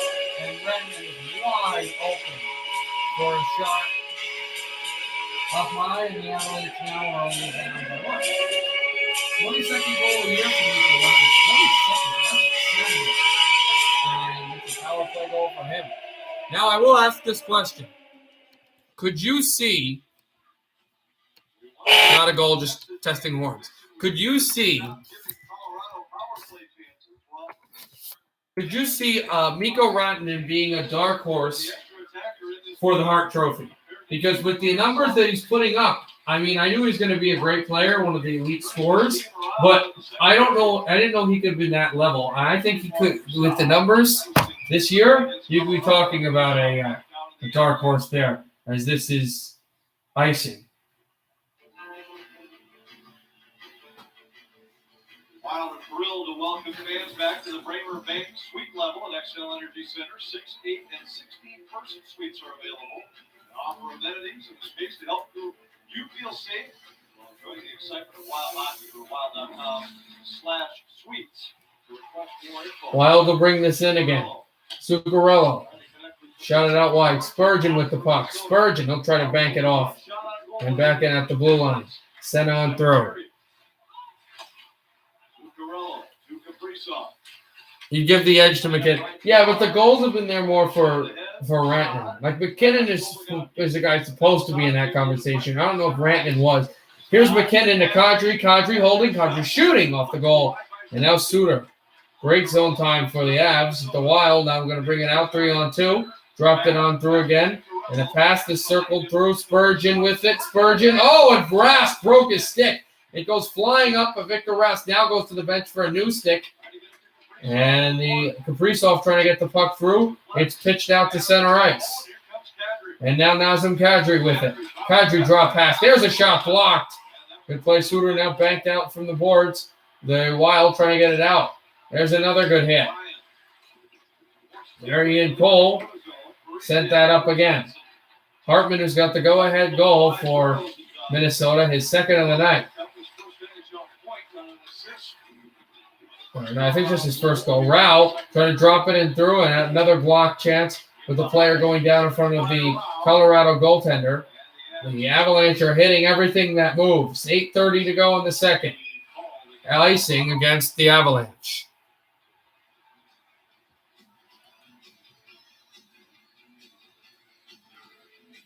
The Wild's last rush was so nice. It's led by Zuccarello, who's coming out. Feeds it to Johansson.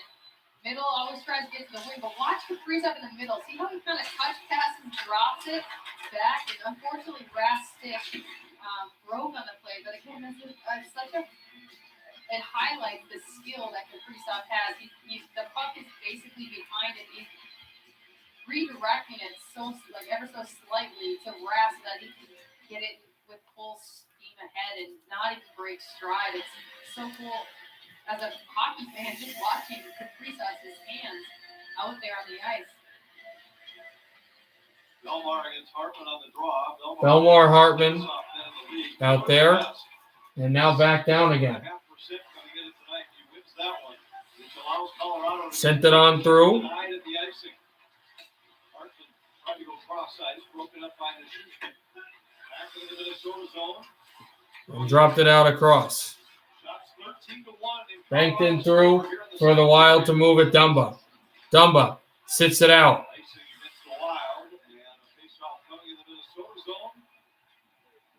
And just like that, icing again. And then Rocky Mountain Express comes back. Yeah, I know. I was still worried about it. They come back on the ice.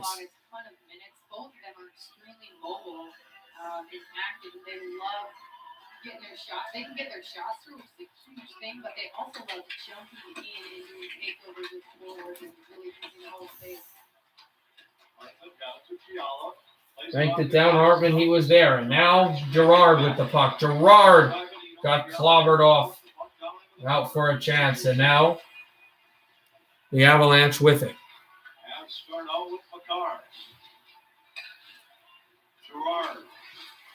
Gerard there. And now backed up.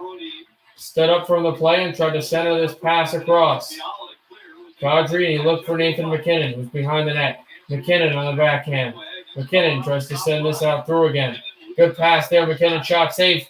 Talbot and Mikko Rantanen. He gets hit by Brodin. Brodin tries to chop this off the corner. McKinnon still fighting for it. There's Landeskog. They battle away with it. And now stood at the blue line and set up through. There's a shot that goes wide. And a penalty coming up, I think, against the Wild again. No, a penalty against the Avs.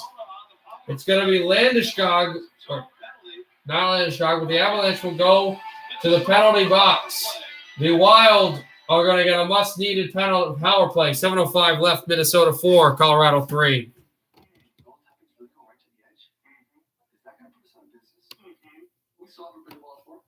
What's happening? What, Trent?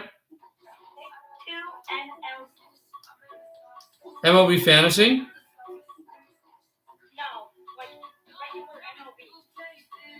What about it?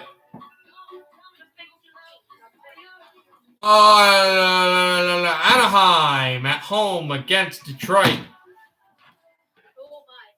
Anaheim.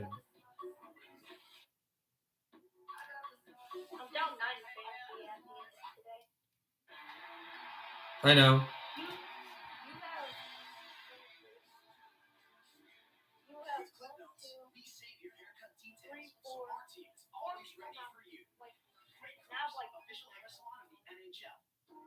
I have a bunch of players playing tomorrow, I think, right?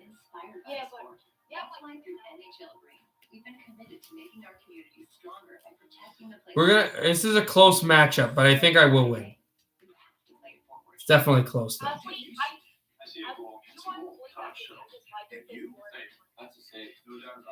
mean, this is why I said it's all about pitching. Remember the first day you were winning by like 60? Yeah. You had Christmas playing, you had all yours playing. Then I came back the next day, I was only losing by like 10. Yeah, this is gonna be a really fun season. Yeah. Nathan McKinnon to the power play, to the penalty box. Minnesota to the power play. What's up, bro? While power play has been explosive lately for Minnesota. Two power play goals tonight. No. I knew that was coming. Total in their last 4 games. They desperately need something to change the momentum here.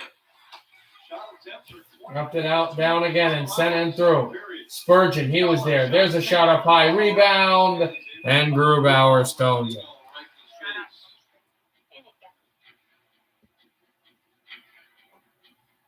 And he's been key too. He's someone that the Wild have just recently kind of put in front of the net, and he does a pretty good job there, just standing in front, taking away the eyes and space, and just kind of being a nuance. And he's huge on face-off wins as well, which is another reason that Coyotes take a 2-0 lead. Ooh, interesting. How are our friends the Blues doing? You know what?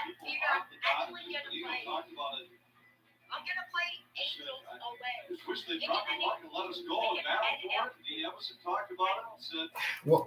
An MLB team? she didn't go instead of blowing it dead at the time. Okay, the Nats. His adjustment is that Benito and Rash both on the ice.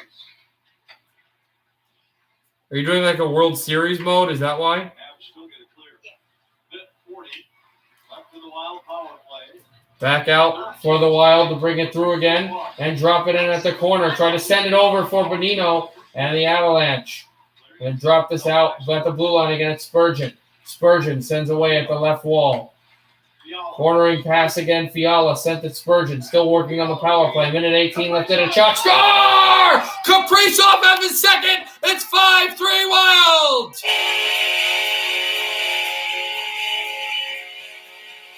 That's the second power play goal all year, all game long. A multi-power play goal time for the Wild. And just when the Avalanche thought that they had their mojo back, Minnesota takes the 2-goal lead. Of course you do have Stan 29. You guys always do that. This was big time. The Wild are showing resilience here. With the Kaprizov scoring the second goal of the game, scored the 1-0 goal. He has helped give Minnesota a bit of a cushion. He just takes the puck. And I think what Kaprizov does so well is he knows how to skate without the puck. He knows where to go when he doesn't have the puck and get it and shoot it through. And he was able to just rifle this through a short shot through Grubauer. And it's 16th goal a year for Kaprizov.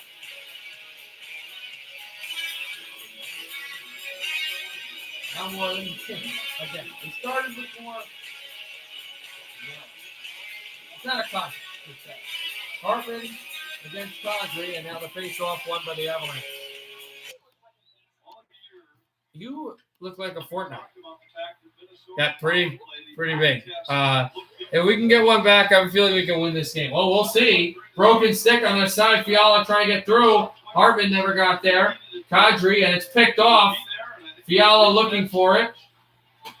And dropped down again. Sent back out again. Hartman tried to get there. It spun through. Off the corner wall. Cole tried to send this out. And again, now Hartman to center. Hartman, a drop pass, but he's offside. Fiala gets pushed by Burrows. And now that we will go to commercial. Late in this second period, the Wild are fighting back while the Avalanche are trying to get back in this game. 5-3, Minnesota.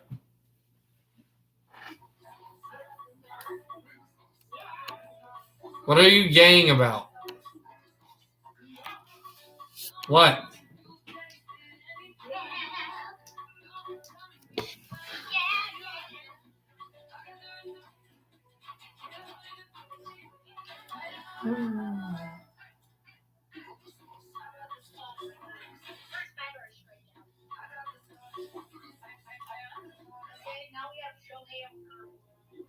Oh, I like Shohei Ohtani.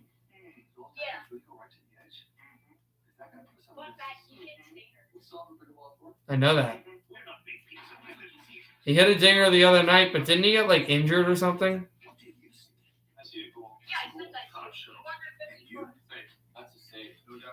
No, but he got injured. That's what I said. I know he hit a big one, but I'm saying I think he hit. I think it's.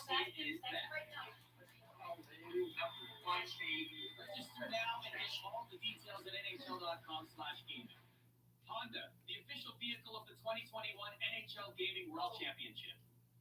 The Willie O. Reed Community Hero Award, presented by Mass Mutual, honors those who, like Willie, are happy to improve their communities. Join the NHL and Mass Mutual in celebrating heroes in the hockey community. Nominate your hero today at NHL.com/OREAward. He's all smiles on the Minnesota bench. He is so good. It's so fun to watch. And like I said, I didn't think there was enough room in there to one, get the pass over and then to follow through and actually have a shot. But his talent is off the charts. And even King scored? Oh, interesting. heat level, I mean, he just doesn't quit. It doesn't matter how many goals the Avs score. For who? Had a bad shift before. He is relentless on the puck, and he is such a good We are back here. The type of player that Minnesota's never had. When everything else seems to be going haywire, he has the skill to make a play to change the game. Back down and drop down for Example of that, going into that power Greenway and sending through again. the period 24-2 in Colorado's favor. Backed up One play on the power and icing. order restored, and Minnesota back in front by 2. Yeah, the only player I can think of is Varian Gabbert, and he was mainly known as a goal scorer. Kaprizov is a goal scorer, but he's so much more than that. He's energy, he fights and competes, he's physical, and he has 5:11 to go in the second, and it's funny that we've been talking about comparing him to Marian Gaborik, who was that big pick for the Wild, and talking about Kaprizov. He's fast, he can score, but he can hit, and his the motion, the explosiveness, all that. And I think he is Marian Gaborik, and they're saying not, but in a different way. He's not the Minnesota Marian Gaborik of old, or even the older, just playoff clutch LA Gaborik. He's the New York Rangers Gaborik, who could score and was one of the top scorers and top big time players, but energized fans with the way that he was able to forecheck and hit and do all those great things and stuff too. He's the best of both worlds, which is what Kaprizov is, and that's what you want. If you could pick a Marian Gaborik, you're picking the Ranger one. Rask tries to get it on through. And Nishushkin hit by Rask. And Kaprizov sending this puck through, almost went to the goal net. And dropped it back down the line. And sending it back through again. Cornering shot off the wall. Comfer was there. And back out to center it goes. Icing against Minnesota. Here's our Hyundai drive to win. I just did a board with 61 Take a look at number 97, Kirill Kaprizov. What an excellent game so far. Only about 40 minutes in, but heads up play by Rask to get this whole game started. Nice celebration there, and another look at his most recent goal. Kaprizov with a follow between the legs. So 4 minutes to go in the second as they're showing all the big goal Kaprizov he was able to score here. And now sent through Kadri, and Sad tried to go and get there. Back it up, pass across, this backhands on through. There's a shot that goes off of Talbot and up high. Sent on through Brandon Sad. He chases away with it. Kadri and now Burakovsky going down. This puck down at the line again. And sending off on through off a cornering shot. Back a good hit out to center. Another good check and passed out. Dumba sending in through. Stretched out a shot up high, and Grubauer, they try to bank it on through. And then that was McDonald, who works this puck away with it. Rao looks on through. Parise gets hit. Wild still at the boards. Kaprizov along with Parise. And moved it back out again. The first period's over 2-1 Coyotes. So this is sent right at the wall. Parise with it. Second period has ended in St. Louis. It's 2-0 Blues. We should hit that game later in a little bit because there's like 6:30 in intermission. So we should definitely have some time on that one. And going back to Spurgeon, your point on having them. Dropped it back on out. Out Susi was there. And stretched off the corner. Taves will try to backhand this off the wall. And a really good tight checking so far, period, as this ends. On around, another good hit there. And drop through. Oh, two wild players ran into each other with sticks. And now Pierre-Wood Belmar, a drop pass in front. Benino can't get there. Shot by Graves. And this blocked up high. And now a pass up the middle. Trying to get there is Benino away from Taves. Benino and Hartman. They collide. Trying to get the puck. And banked off the glass. Good. Boards. There's Pierre-Wood Belmar. He had the game-winning goal for Vegas that ended up eliminating Winnipeg and sending them to the Stanley Cup Final all the way back in 2018. Back out behind the goal this is. Dropped it through Gerard. Landeskog. Gabriel Landeskog circles back. Sends in through at the left circle again. Landeskog on the backhand. Tries to go through. Tipped off and picked out away. Donskoy sending this one through. Rantanen was there. Tried to rifle it out across Landeskog. Mikko Rantanen sent off the corner. Gerard looks back. And Greenway with good defense. Tied up by Gabriel Landeskog. Gerard. This will tip off the corner boards again. With a minute left in the second period. Wild by 2. 5-3. Joe's trying to take this back out. Donskoy. And it's sent in again. For Nichushkin, who gets hammered by Matt Dumba. What a hit by Dumba. Wild will drop this back out at the corner. And Jost, he gets tied up by Matt Zuccarello. Zuccarello with a good play. They try to throw that to the corner. And now Kaprizov can't get it back with puck movement. Makar never got there, though. Here are the Wilds. Steering us through Kaprizov to center, but now intercepted and dropped it across. Good play there. It's Kel Makar. He gets hit by Kaprizov. The two youngsters going at each other, and now the puck will deposit into Colorado ice.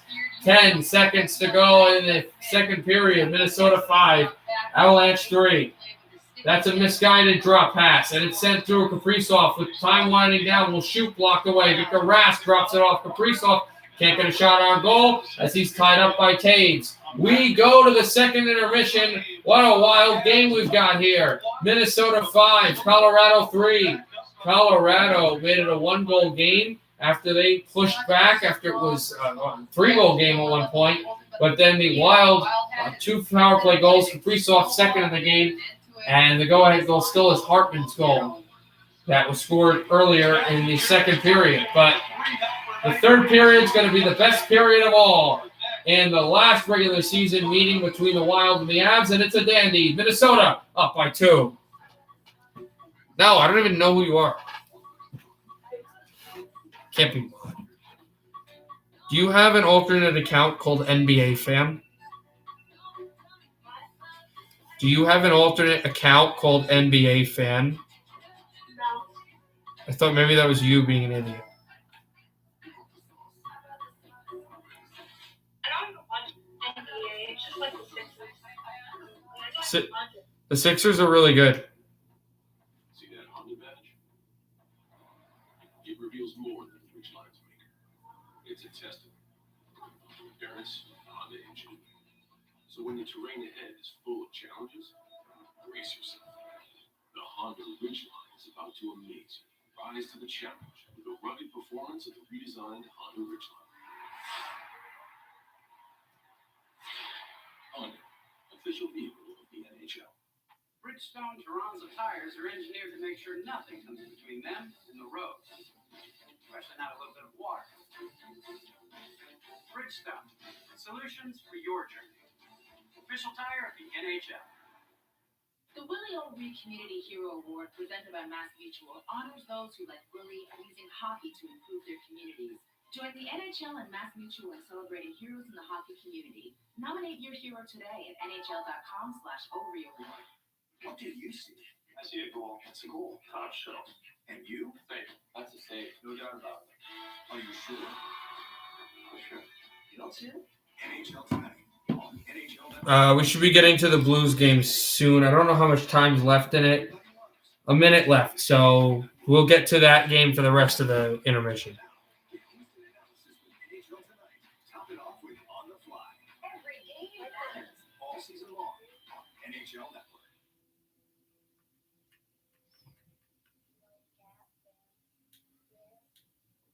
What are you saying? Mike Wazowski, 2024.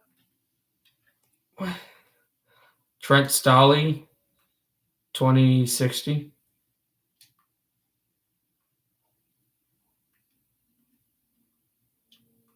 you see the TikTok I added you in? Yeah, I forget. I think if I remember correctly, it was pretty stupid. Oh, yeah. I saw that. There's another one. Are you one of those people that just like steals memes and just posts them? Why? Here, here's another one.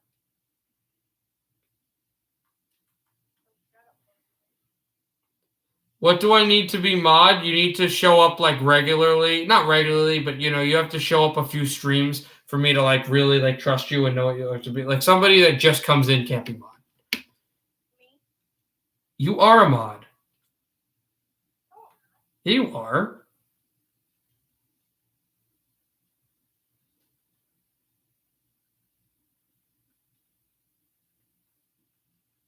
Okay, I'm about to post it.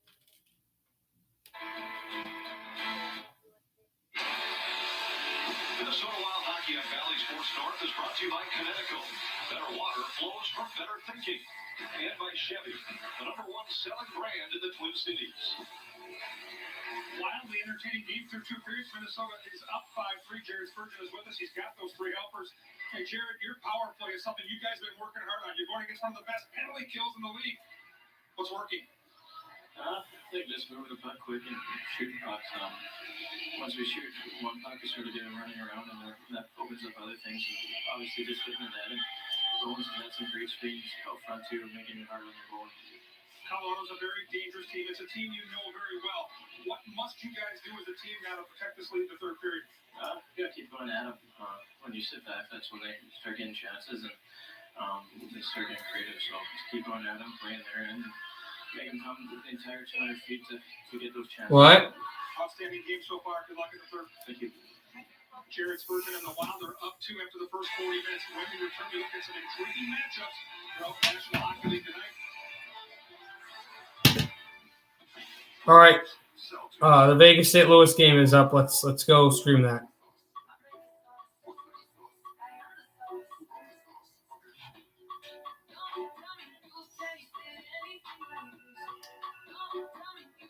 Why did you just mention me in a TikTok video? You just sent one.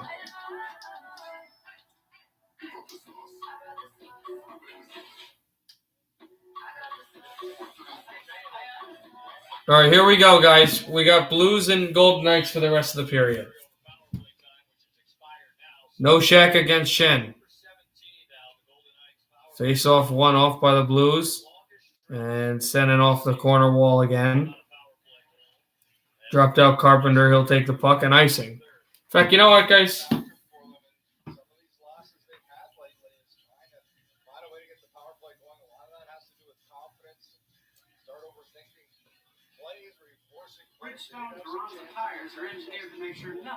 Do I have Discord or TikTok? Yeah, I have Discord. I'll send my Discord.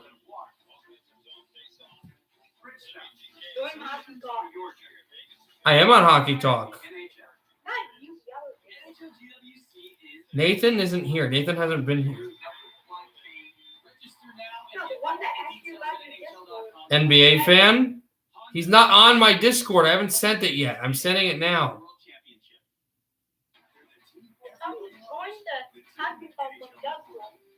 You know what? You annoy me sometimes.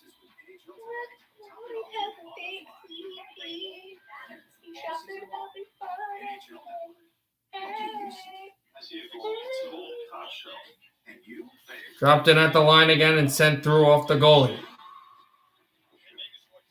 Banked out across and off of Pareko's stick. Stop being annoying. Off of Pareko's stick. It's sent out behind the line. Now Vladimir Tarasenko trying to whack at the puck, and he still can't get it. Back out there for Jaden Schwartz. He can't go across. Stop! Stop saying stuff like that. Moved it out on through, and now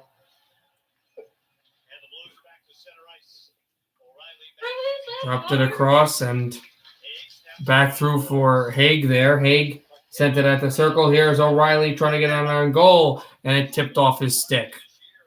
That's my Discord, NBA fan.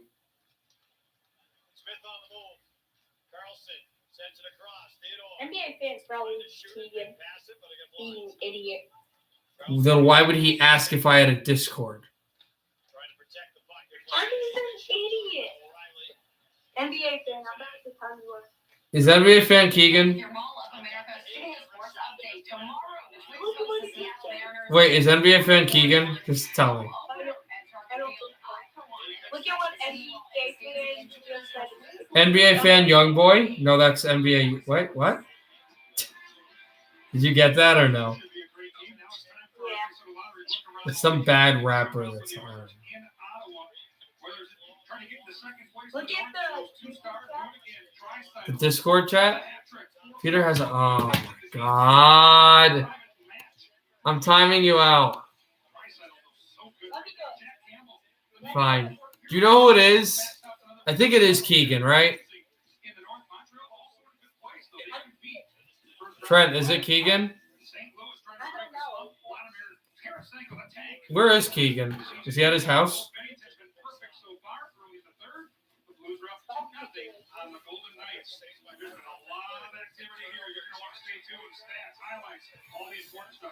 So the Blues just had a tip puck on Fleury, but he was able to go down and make the save.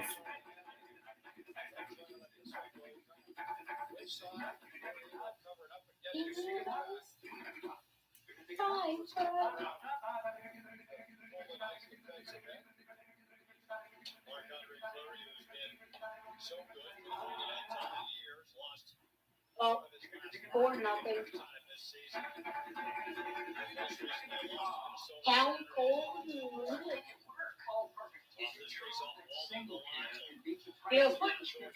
Why am I foot? Are you just saying stuff again to be weird? Yeah. Why wouldn't I? Yeah. Back out a shot in front off of Fleury. And drop that out at the corner again. And send it away. The Knights bring in numbers. Drop pass again, wide open, a shot. Theodore! And a save made. The Blues out to center. It'll drop in for the former LA King, Braden McNabb. McNabb to take the puck. Back out away, he has it. Also 7:18 left in intermission in this game. Dropped out for the Knights again. They'll send this back into the St. Louis zone. Here's a shot through. Save made Bennington, and the Blues out to center again. Protecting the places we play. When a sport is so much more than a game, you have to play it forward.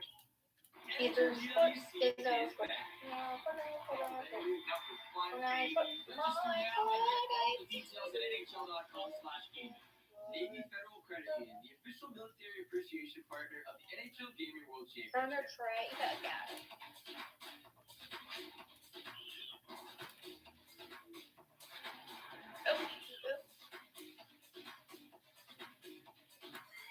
Still got it.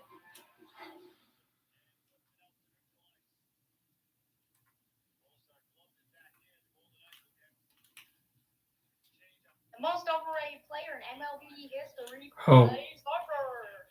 He's not that overrated. Well, You're a Yankees fan. That's why you're saying that. Ryan O'Reilly. He'll throw this puck out around again. The Blues trying to get an even bigger lead here. Here's Vince Dunn, a shot. This rifles up high, and now O'Reilly working away. Pietrangelo intercepted Ryan O'Reilly and his former teammate O'Reilly has to drop this in at the corner again, and it's sent away. Vegas Golden Knights turn this back out at center and in from the corner, trying to throw it through. That was McNabb.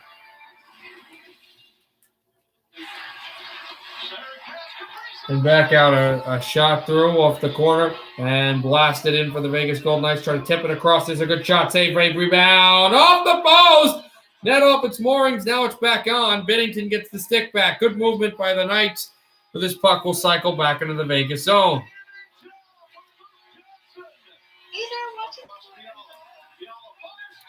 What? Stop.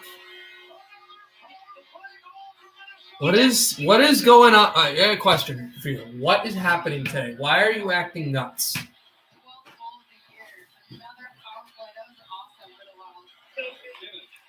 Why are you acting nuts, Nathan Dallo? Nathan Dio. It's Dio actually.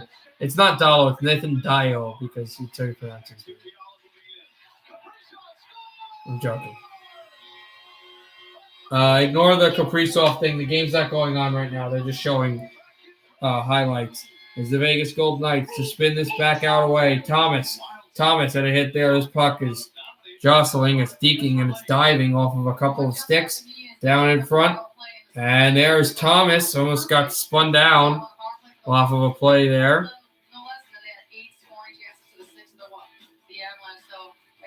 And brought out again. Stop. Oh, that's fine. Dropped through at the circle and tried to center it back into the St. Louis end again. And moved it through. Cornering this back out at the wall.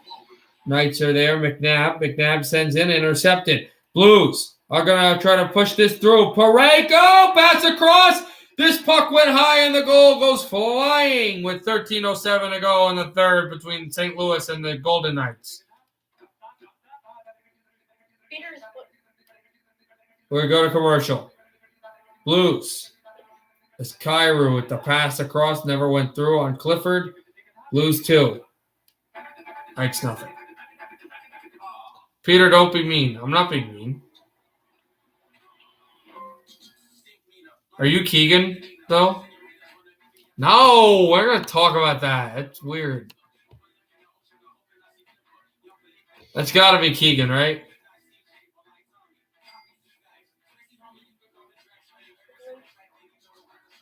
Keegan's your boy, right? Yeah, he's my friend. Not my friend. Does Keegan play MLB? Stop. Bro.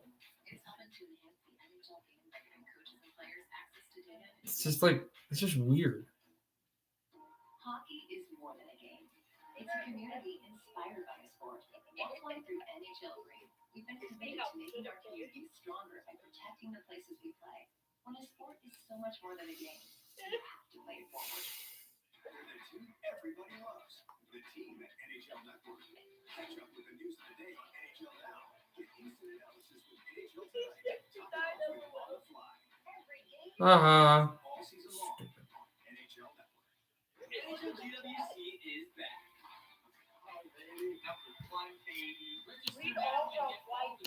I'm seeing the stuff. Do I post on Discord a lot? I do. I do post on Discord a lot. Big black chicken. Stop. Chicken's also called a I know what it sounds like. We're not talking about what it sounds like. Stop. Chicken is a cock. Stop.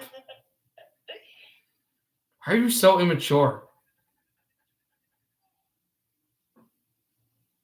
Also, we're still waiting for the period to come back.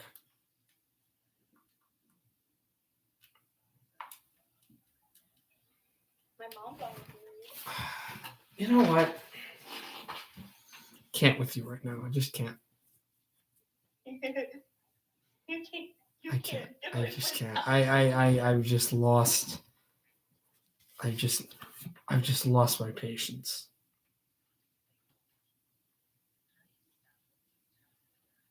Peter, I hear that. Hear what? An older lady's voice. It's from the phone. It's the Blues broadcast. It's on a commercial.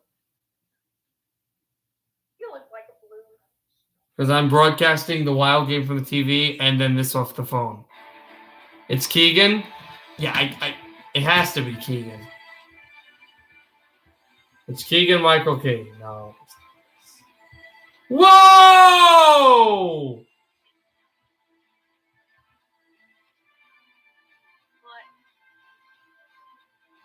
Keegan's weird, right, guys?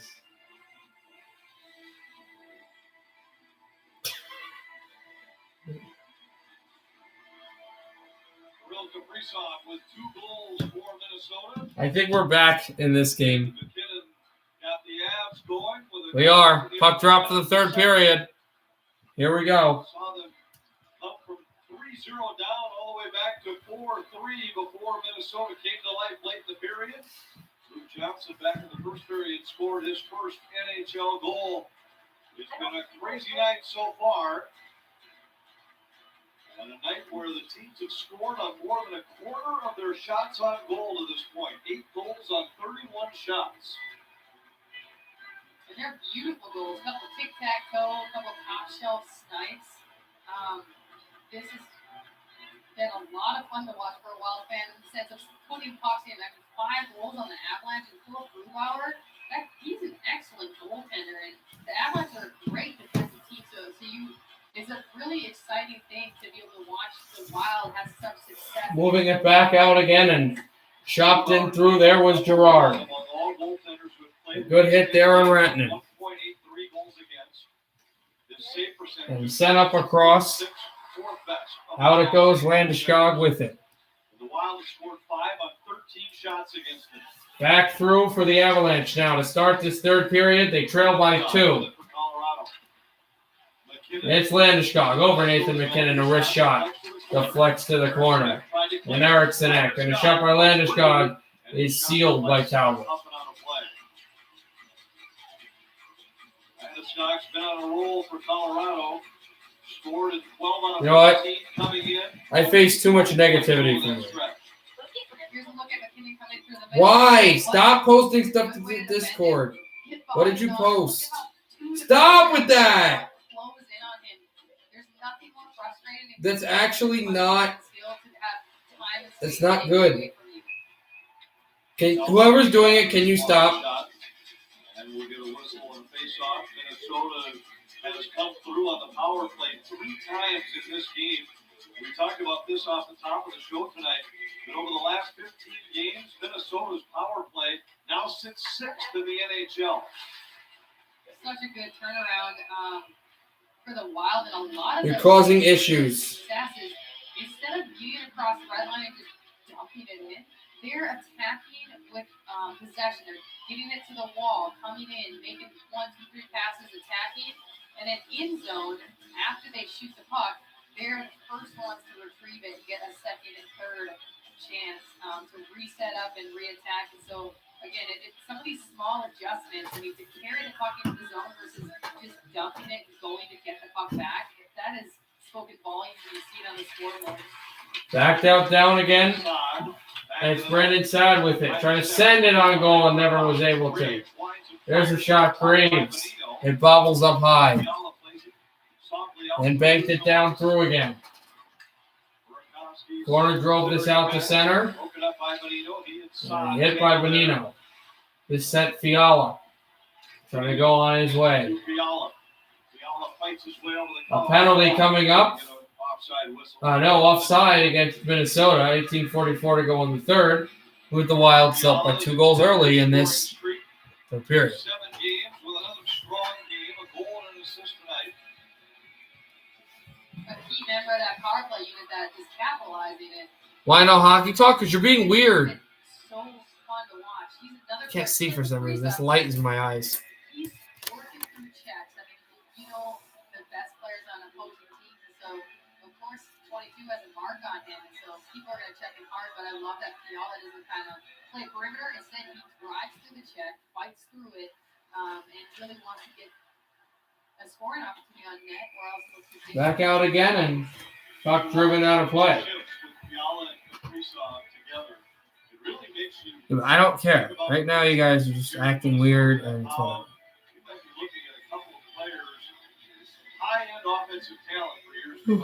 Are we going? Tired? We talked on earlier in the broadcast that Fiala has had. He's on the tier. We should have just the full third period of the Arizona game next if we're wondering. Because there's more time left in that. Less time in that second. He's a one-man breakout essentially. Tied up off the circle, send in Brett Susie.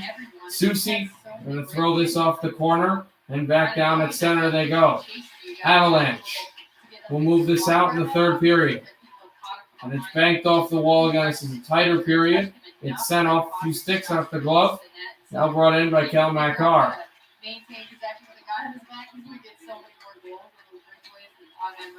Putting it back down again, good hit. Ian Cole with a big check there. Ian Cole, he goes down and sent over to Susie behind the net. Susie, a backhander at the line. Susie, I'm going to answer that question. Donskoy behind the net. Donskoy tries to shoot it back on goal, and nothing there. Back down. O'Reilly. Now through, they try to get into the circle. And chopped up high in a 2-on-1. And they get back. Now it's not a 2-on-1, but the Wild do get back and get numbers through Kaprizov. Looking for the drop pass. Sent it. Brodin juggles with the puck. Now got it back. Jonas Brodin, he took a hit. He tries to send it over to Johnson, who's got a goal in this game. Brodin with it. Puck almost stolen back out to center, though. And thrown in. Rao is there. And a good chip in play again. Go Wild, absolutely. They're up by 2. Joe's trying to bully his way through. Brodin will take it away. Brodin will take it away from JT Comper. And sent through off the wall and back in behind the Avalanche net again. There's Rao. A good hit. Parise with it. Zach Parise. Got hit out behind the play again. And sent through. There's a good hit. And backhanded off the corner and stepped up, shot all over a glove. We've got the Geeky line out there for Minnesota, and for Colorado, the Rocky Mountain Express. It's the 2 top lines for both these hockey teams. Gabriel Landeskog out at center. He'll risk this in a round. And back out. Eriksson Ek will send this out to center ice again. Throw there, Taves. Taves with it. Locking in on Greenway. And sending it through Hartman. There's a shot on goal, which is gloved down by Talbot.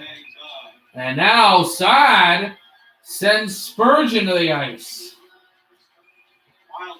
With a big check. 16:07 to go in the third. Still 5-3 Wild. With that big Susie hit on Jost.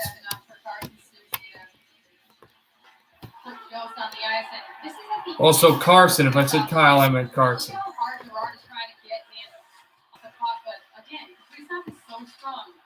His lower body, it doesn't even phase it. The guy really doesn't seem like he's breathing that hard. Usually at the end of a shift, you're more likely to get knocked off the puck, but not only does he maintain possession, but he fires the puck about 80 feet across the ice for another good look at the net for the Wild.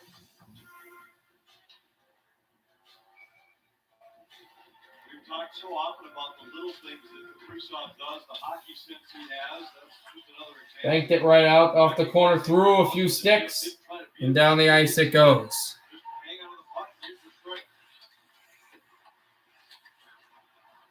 Tried to back it up through. Sad was there.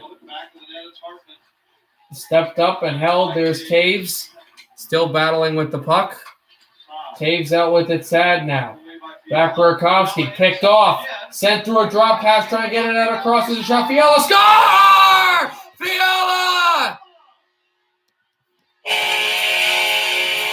Goal 2 for Kevin Fiala. It's 6-3 Wild. Oh, God, guys, it's scored.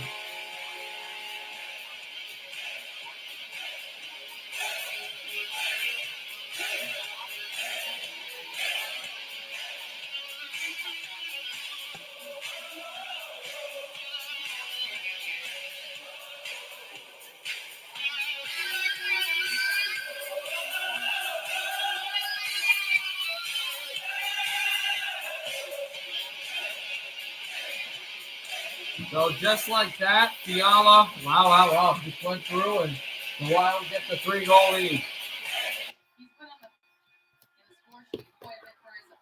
They won by 4 in their largest victory of the season against Colorado, 6-2. They're leading by 3 here. 6-3 against Colorado. The second time all year long that the Wild have scored 6 goals against the Avs. Donskoy. A hit there, but out Spurgeon. He was there trying to chip the puck across the corner and had a play. As Burrows will touch this through. NBFM, what? Stop doing that.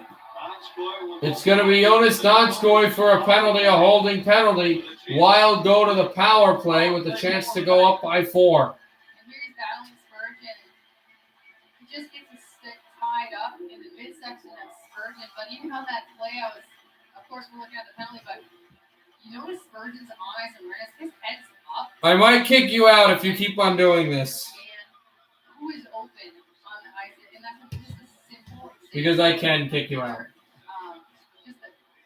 How good Spurgeon Off back out Bonino. Now Spurgeon. Over to Fiala. Spurgeon and at the right circle. Sent through Spurgeon. Drops the puck off at the wall. Victor Rask. Spurgeon fires. And it deflects up high. And now it's Fiala. Kaprizov sends it over a shot. Save made. Rebound was steered through and kicked back up, but the Avalanche were able to get it out. It's Spurgeon sending this over. The pass over to Kevin Fiala. A shot. Glove down by Grubauer as Fiala was looking for the Hattie. 14:29 to go in the third. 126 on the Minnesota power play. They're 3 for 3 today in a power play that's really been bad. Stop. And I like that decision by Fiala. I mean, we haven't seen many. I don't think there's been yet a power play. Literally not even from there. It's from a really good neighborhood. And even if he wasn't, does it matter? Like, catches the why? defense off guard and switches things up so you're not always easy to read. Talbot sets it up behind the net for Jared Spurgeon. Back out for Spurgeon and Fiala. Tried to send this back out again. Kevin Fiala drops the backhand over to Spurgeon. Spurgeon sends it at the corner. Dropped it off. Fiala. Spurgeon. Fiala shot. Glove saved by Grubauer, and they can't get a rebound as Bonino tried to park in front and deflect. 6-3 best team, green team. Go, go, go. Yep. Sometimes when a goal scorer has scored a few, he's looking for the net on every puck touch. It seems lanes open up as well, and the game gets a little bit slower for you to read it.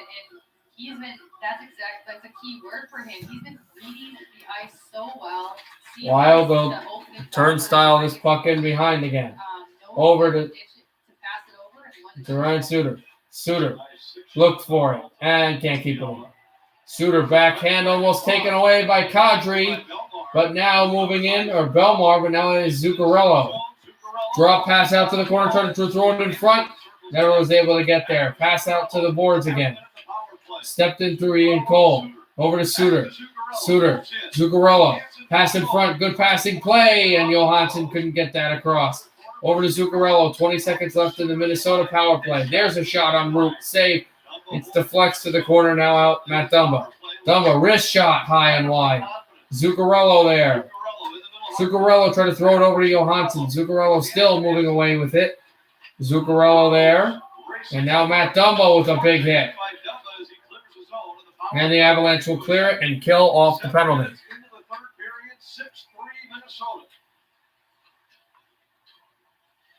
Trying to make it 3 wins in 8 tries against the Avalanche. Backed it down and banked it through. There's a shot. Score! Eriksson Ek! It's 7-3. A touchdown and an extra point for Minnesota. And they have chased the German out of the net. In comes Johansson, the former Sabre, because Eriksson Ek, 7 goals is the magic number against Colorado. We know all about Detroit. And this is going to chase Grubauer finally. The Wild are really making a mistake, but they're not about to lose this game. Perfect pass, Eriksson Ek, and the Wild is up by 4. The largest lead of the night. And the 13th goal of the year for Joel Eriksson.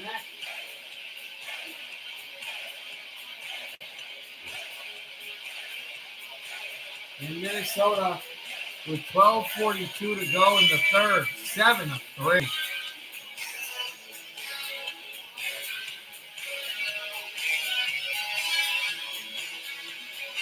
Look at the fans here in St. Paul. They were looking for a win like this. And they look like they have gotten it.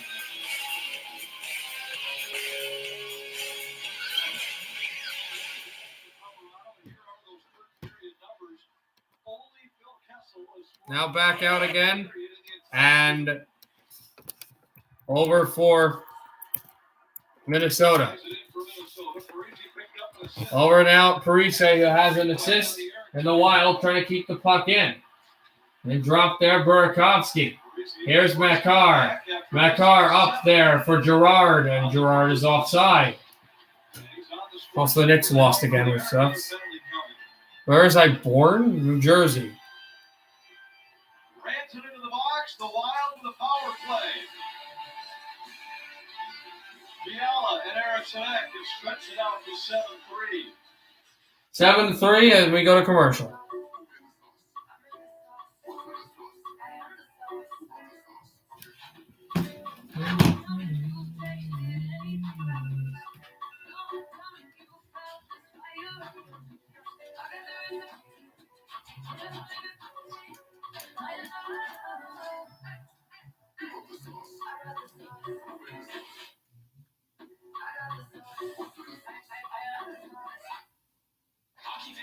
Nice. My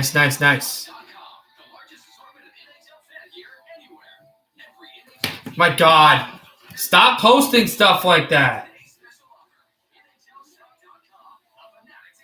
Oh, you didn't post anything. I deleted it before you had a chance. Okay. It's a community inspired by sport. That's why through NHL Green, we've been committed to making our communities stronger by protecting the places we play. When a sport is so much more than a game, you have to play it forward. The Willie O. Reed Community Hero Award, presented by MassMutual, honors those who, like Willie, are using hockey to improve their communities. Join the NHL and MassMutual in celebrating heroes in the hockey community. Nominate your hero today at nhl.com/OREAward. NHL GWC is back. Register now and get all the details at nhl.com/gaming. Great Clips, official hair salon of the 2021 NHL Gaming World Championship. What do I think about TikTok? I like it. It's very dysfunctional, but I like the app. I watch videos sometimes.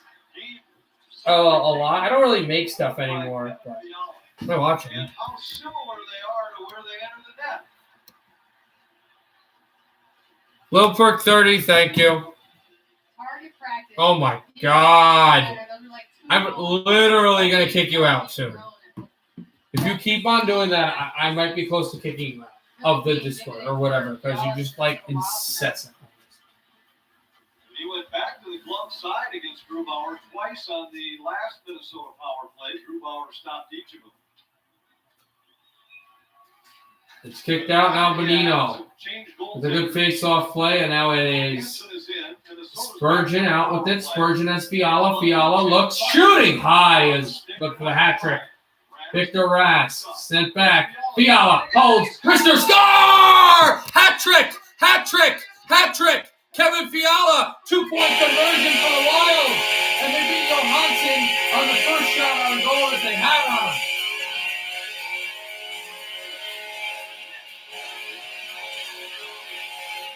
There are hats littered at Xcel Energy Center Arena, 8-3 Wild. Yes, it wastes my time, but I do it anyway because it's just. But what a great play, Fiala, to just hold his wrister in. And what a night for the Minnesota Wild. We lead 8-3 on a stopping a shot to the goalie.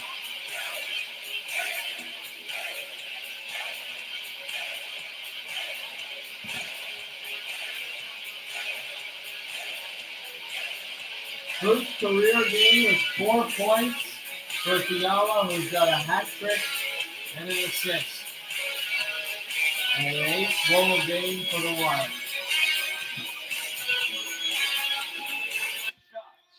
Remember that the Avalanche have the best record in the division. And this to be dropped out to center ice again. And spun in through. The Avalanche are tied with Washington for second most points in the entire NHL. So this is not a bad team. This is a great team. Oh, 100%. And I love, again, the way that the coaches and the guys talk about their team and playing the Avs. I think anyone outside Minnesota would easily say, yeah, no question, Colorado's a Stanley Cup champ or contender, but I love the belief in the players here. Brodin sends in with a big hit, and Dumba is bowled into the net. We've got fireworks. We have Dumba is trying to wail. He's wailing on an Av, just punching him right in the back. I don't know who it was, but an Avalanche player. It looks like it might be JT Compher. Bowled Dumba right into the goal.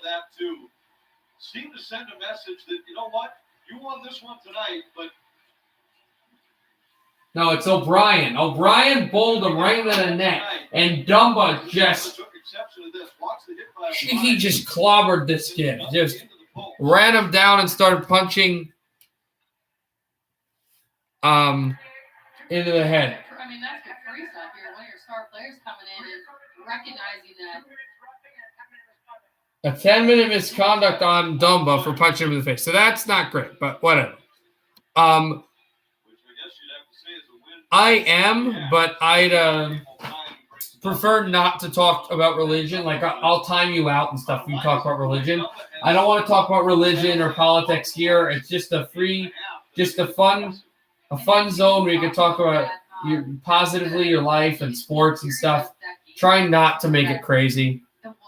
This stream tends to be nuts, but I try to limit it as much as I can, so it doesn't become absolutely bizarre. He played very well, and that, of course, was a huge point of emphasis during the press conference after the game in that loss to Colorado earlier this week. That the coach Fine. I'll make you mod. And they didn't turn over. Okay, I just made you mod. Don't post anymore. Stop posting. It's not just work. I made you a mod. And I just love the response that they really just expect to win. They expect to compete hard and be aggressive, and you can see that tonight in their game overall. St. Paul is rocking right now. Still a long way to go. Minnesota with a 5-goal. 3,000 fans here in attendance in Minnesota for the Wild and the Avalanche. 10:56 to go in the third. Minnesota 8, Avalanche 3. 10:50 to go in the third. Johansson tries to send this back out again. And then Marcus Johansson has it. He scored 5 on 11 shots.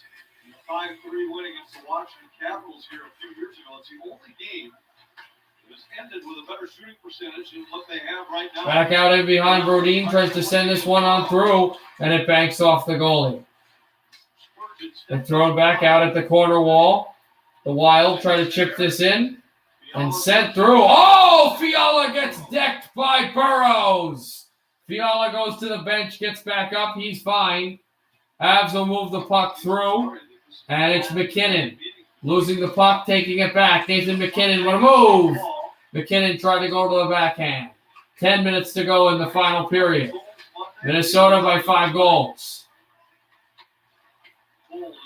Ian Cole will backhand this out for Matt Zuccarello, and nothing there. You promised, though, right? No more of this? No more of this posting? Good. Back out. And Rask.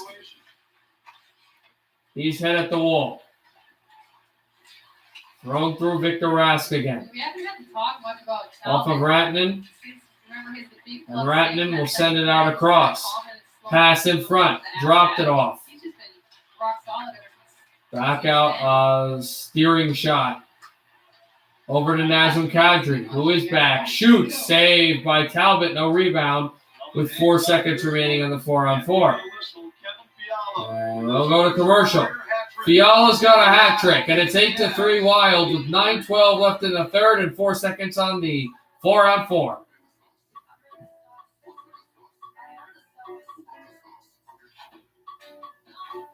Yeah, it worked because you were just incessantly bombarding the Discord.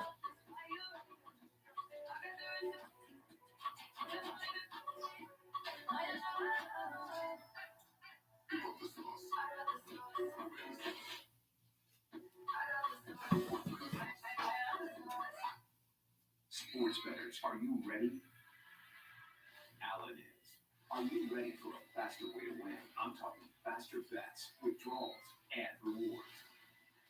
Get 2 risk-free bets. Also, second period is about to end between Arizona and LA, so we should have the third period of that later. That's why through NHL Green, we've been committed to making our communities stronger by protecting the places we play.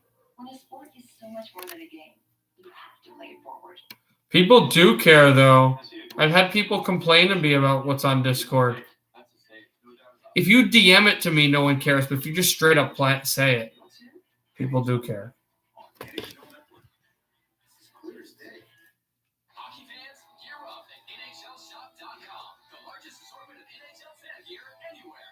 Every NHL team and all the players you love. Shop now and get today's special offer. NHLShop.com. A Fanatics experience.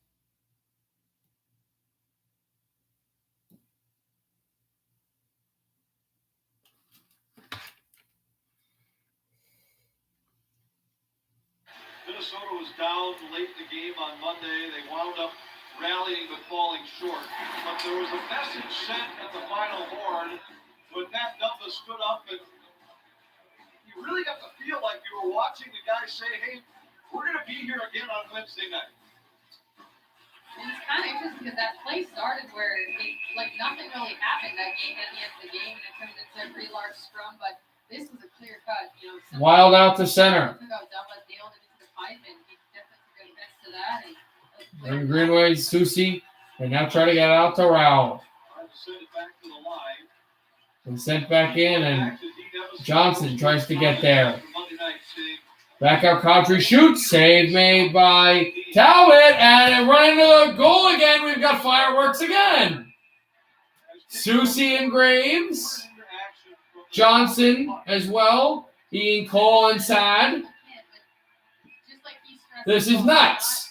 This is Avalanche Wild. Look at Susie. He's smiling all the way. This is one of the most underrated, one of the great rivalries in all of sports. And it's at its fine form tonight with the Wild up by 5 goals and more of this.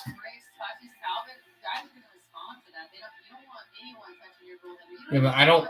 Someone spraying and stopping and spraying ice into your goaltender. There's just something about always making sure your goaltender is protected and force the five players in the ice to Wild and respond quickly to that and make sure Graves knows about it. So they've got order restored, at least for now, just inside 9 minutes left. The Wild have not only established a season high for goals, they've matched the franchise record. They've scored 8 goals in a game 4 times before. The last time was December in 2019. They scored 8 in an 8-5 win against the Coyotes. We've seen the first NHL. Back out again and drop through at the blue line. The Avalanche will move it back in again. And Fiala out of the box. Off of that penalty, Fiala. Or whatever it was. Fiala drops it off again. The pass in front is taken away by Landeskog. Hartman with the hit. And now Comfer. Good pass for the Avs. Up the middle. Landeskog. Too far to get this puck on net. Comfer with it. Sends it back over for Pierre-Edouard Belmont. And now Suter. off the glass. Back to Burrows. And send it in through. Burrows can't keep it in. At center ice he goes. Dropped it Burrows through. And down again.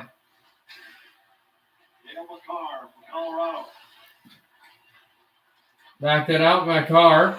And he'll shoot in. Susie. And back out Brodin. Dropped it over again. It's getting late, and I can feel myself getting tired, so I am going to watch the Coyotes-Kings game. But I am not going to stream the Coyotes-Kings game. So once this game is over, I'll be done. Rao shoots this off the glass and back down over to Johnson. Johnson. Look for Rao. Drop to the blue line. And send in there's Jonas Brodin. Looks for Johnson. Backhands it over the line. Susie takes a hit. Rao spinning off a check. And now Johnson. 6:50 to go in the third. Avs have their fourth line on. Here's Parise trying to go over there on Donskoy. Hit on him. And the Wild outdoor spiked this back in. Graves behind his goal. Oh, my God, guys. Seriously.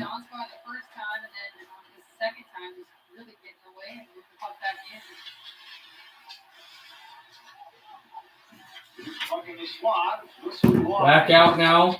Burakovsky. He takes a hit. Send it at the corner. Ian Cole.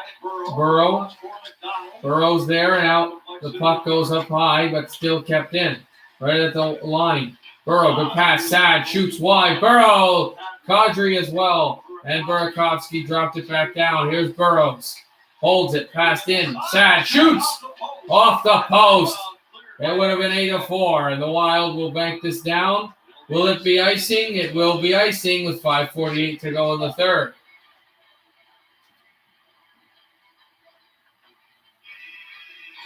Wildcat running around a little bit in their end, and it met the left side wide open coming down, and it brings one right off the right iron. But again, when you move the puck so well, and it's one of the few times that Avalanche have done that in the offensive zone tonight, but they spread it out so much, it's hard for the center to re-gap up on that. Back in front, penalty coming up against Minnesota. Mikko Rantanen did his best Bobby Orr impression to the goaltender, and he got tripped up, and so Colorado, who are lethal on the power play, are going to go to the power play. It's not over, but it basically is. Colorado goes to the power play, down by 5. Hockey Talker? No, I'm probably just going to go and hang and watch the Kings game off stream, and then have and then watch some shows and play some video games and go to sleep. Hey, you know what? Maybe you'll go on Hockey Talk.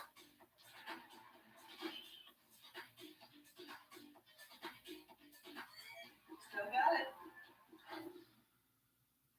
What do you see? I see a goal. It's a goal. Top shelf. And you? Hey, that's a save. No doubt about it. Are you sure? For sure. You don't see it? NHL Tonight on NHL Network. This is clear as day. The Willie O. Reed Community Hero Award, presented by MassMutual, honors those who, like Willie, are using hockey to improve their communities. Join the NHL and MassMutual in celebrating heroes in the hockey community. Nominate your hero today at nhl.com/OREAward. Hockey is more than a game. It's a community inspired by a sport. That's why through NHL Green, I don't care what you say on Hockey Talk. Hockey Talk is just going to be whoever's on, so I actually don't care what you say. NHL GWC is back. Register now and get all the details at nhl.com/gaming. Honda, the official vehicle of the 2021 NHL Gaming World Championship.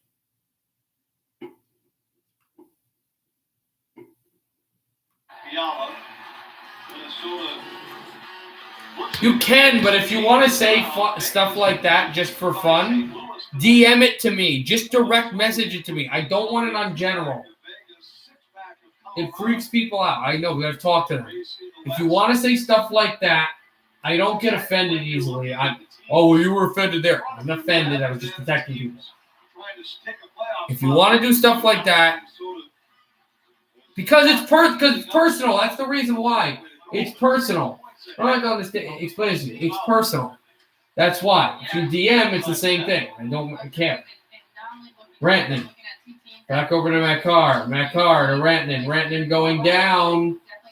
And stepped up Makar. Nathan McKinnon. A shot. Blocked around. Landeskog. Behind the net. Gabriel Landeskog. Still turning off Brodin with a hit there. Brodin just hammering Landeskog to the ice. And sending it through Rantanen. And a hand pass was called. St. Louis won 3-1 over Vegas. The game winner goes to Sammy Blais. Or go all the way back in the first period. Most of the Coyotes going into the next period will be on a power play.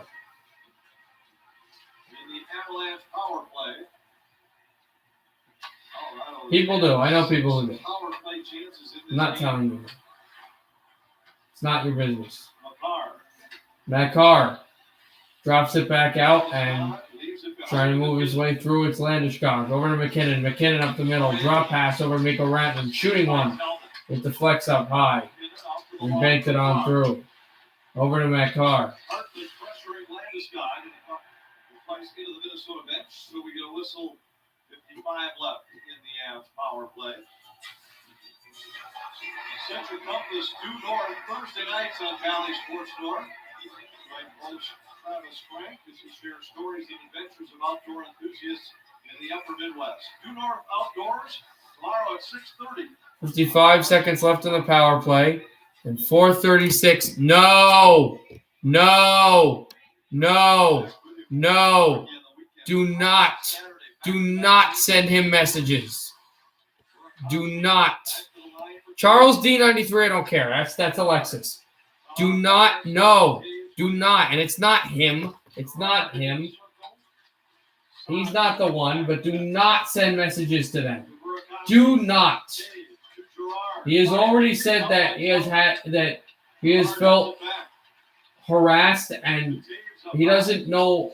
He felt like he made you guys angry and he doesn't know what it is and he feels really, really bad. Do not send him anything.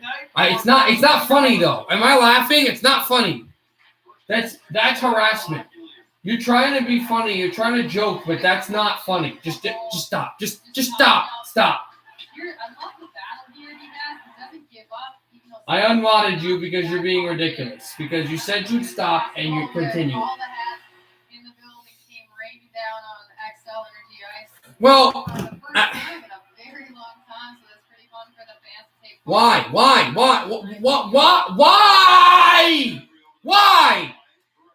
Why would you do that? I'm kicking you out.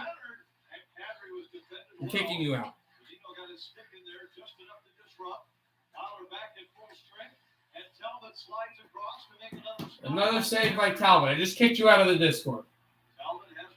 Maybe I'll bring you back in at another time, but not today.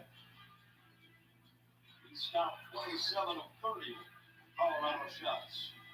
And look at this. So Talbot moves like he poke checks, yet he still has the composure to hang in there. I mean, that's not easy when you poke check. Your momentum moving forward, yet he's still able to have enough poise and strength to shuffle over. You can't message him. I kicked you out of Discord. You can't message him. Talbot's been on such a roll. 5-1-1 in his last 7 games. We talked about a team wanting to drop down at the corner, Susie, in behind the Minnesota goal. Susie, bank this up through. And sent now Jost. Stripped in at center, and Parise shoots this off the glove. And it's Burroughs. Dropped it down through at the line again. And Talbot banks it in through. Off Fiala now with it. 2:45 to go in the third. Amazingly, the Wild have only had 19 shots on goal, and they've just been so efficient with their shots. 31 shots on goal for the Avs. Dropped it over Suter. Pass it to the goal off of Rask's stick and deflects away. 2:30 to go in the third. You can't message him. I stopped you from messaging him. You're not on Discord. A backhander there up by Kaprizov. That would have been for the hat trick. What a goal that could have been. He is ungodly talent. A pass up from the slot and dropped in at the corner again. Sent in Zuccarello, dropping off out to center. 2 minutes to go in what has been a heck of a night for the Wild in front of their home fans. Kaprizov with Makar riding on him. Banked it back out again. Thrown in through, it's Eriksson. He'll send this on at the line, and Greenway with a hit. Graves has it deflected in by Jost. Back out away and sent through. Spurgeon was there. Greenway dropping it out off the corner into center ice. Eriksson is there. Wild D have been so strong this whole game as far as reading. Back out Susie. Johansson chasing Burrows, and with 1:15 to go in the third, ice it. That's so big time for the Wild to be able to rely their defensemen, knowing that they are smart enough to know what the pace is going to play off and especially against speed like the Avalanche players have.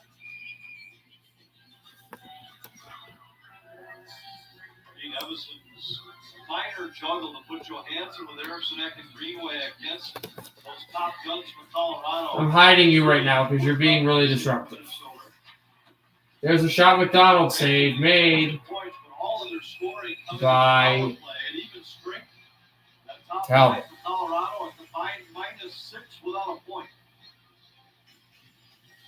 Huge stretch for Minnesota coming up starting on Friday night.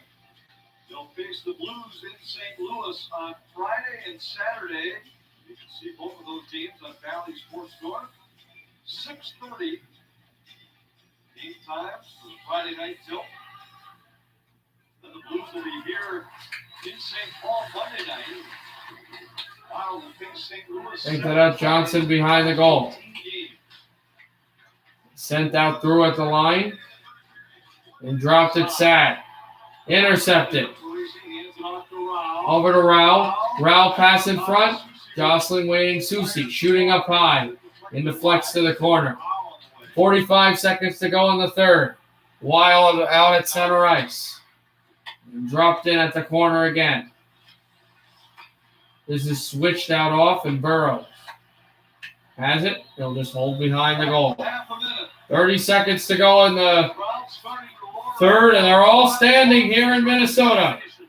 Wild 8, Avalanche 3, and what could be a playoff preview in the final regular season game between the Wild and the Avalanche, and there is an offside, or no, I think a penalty being called with 19.7 left in the third. It doesn't mean much, but they still got to call it. It's a cross-checking penalty against Ryan Hartman. That's his third penalty of the game, and he's had 2 goals. Against Hartman tonight.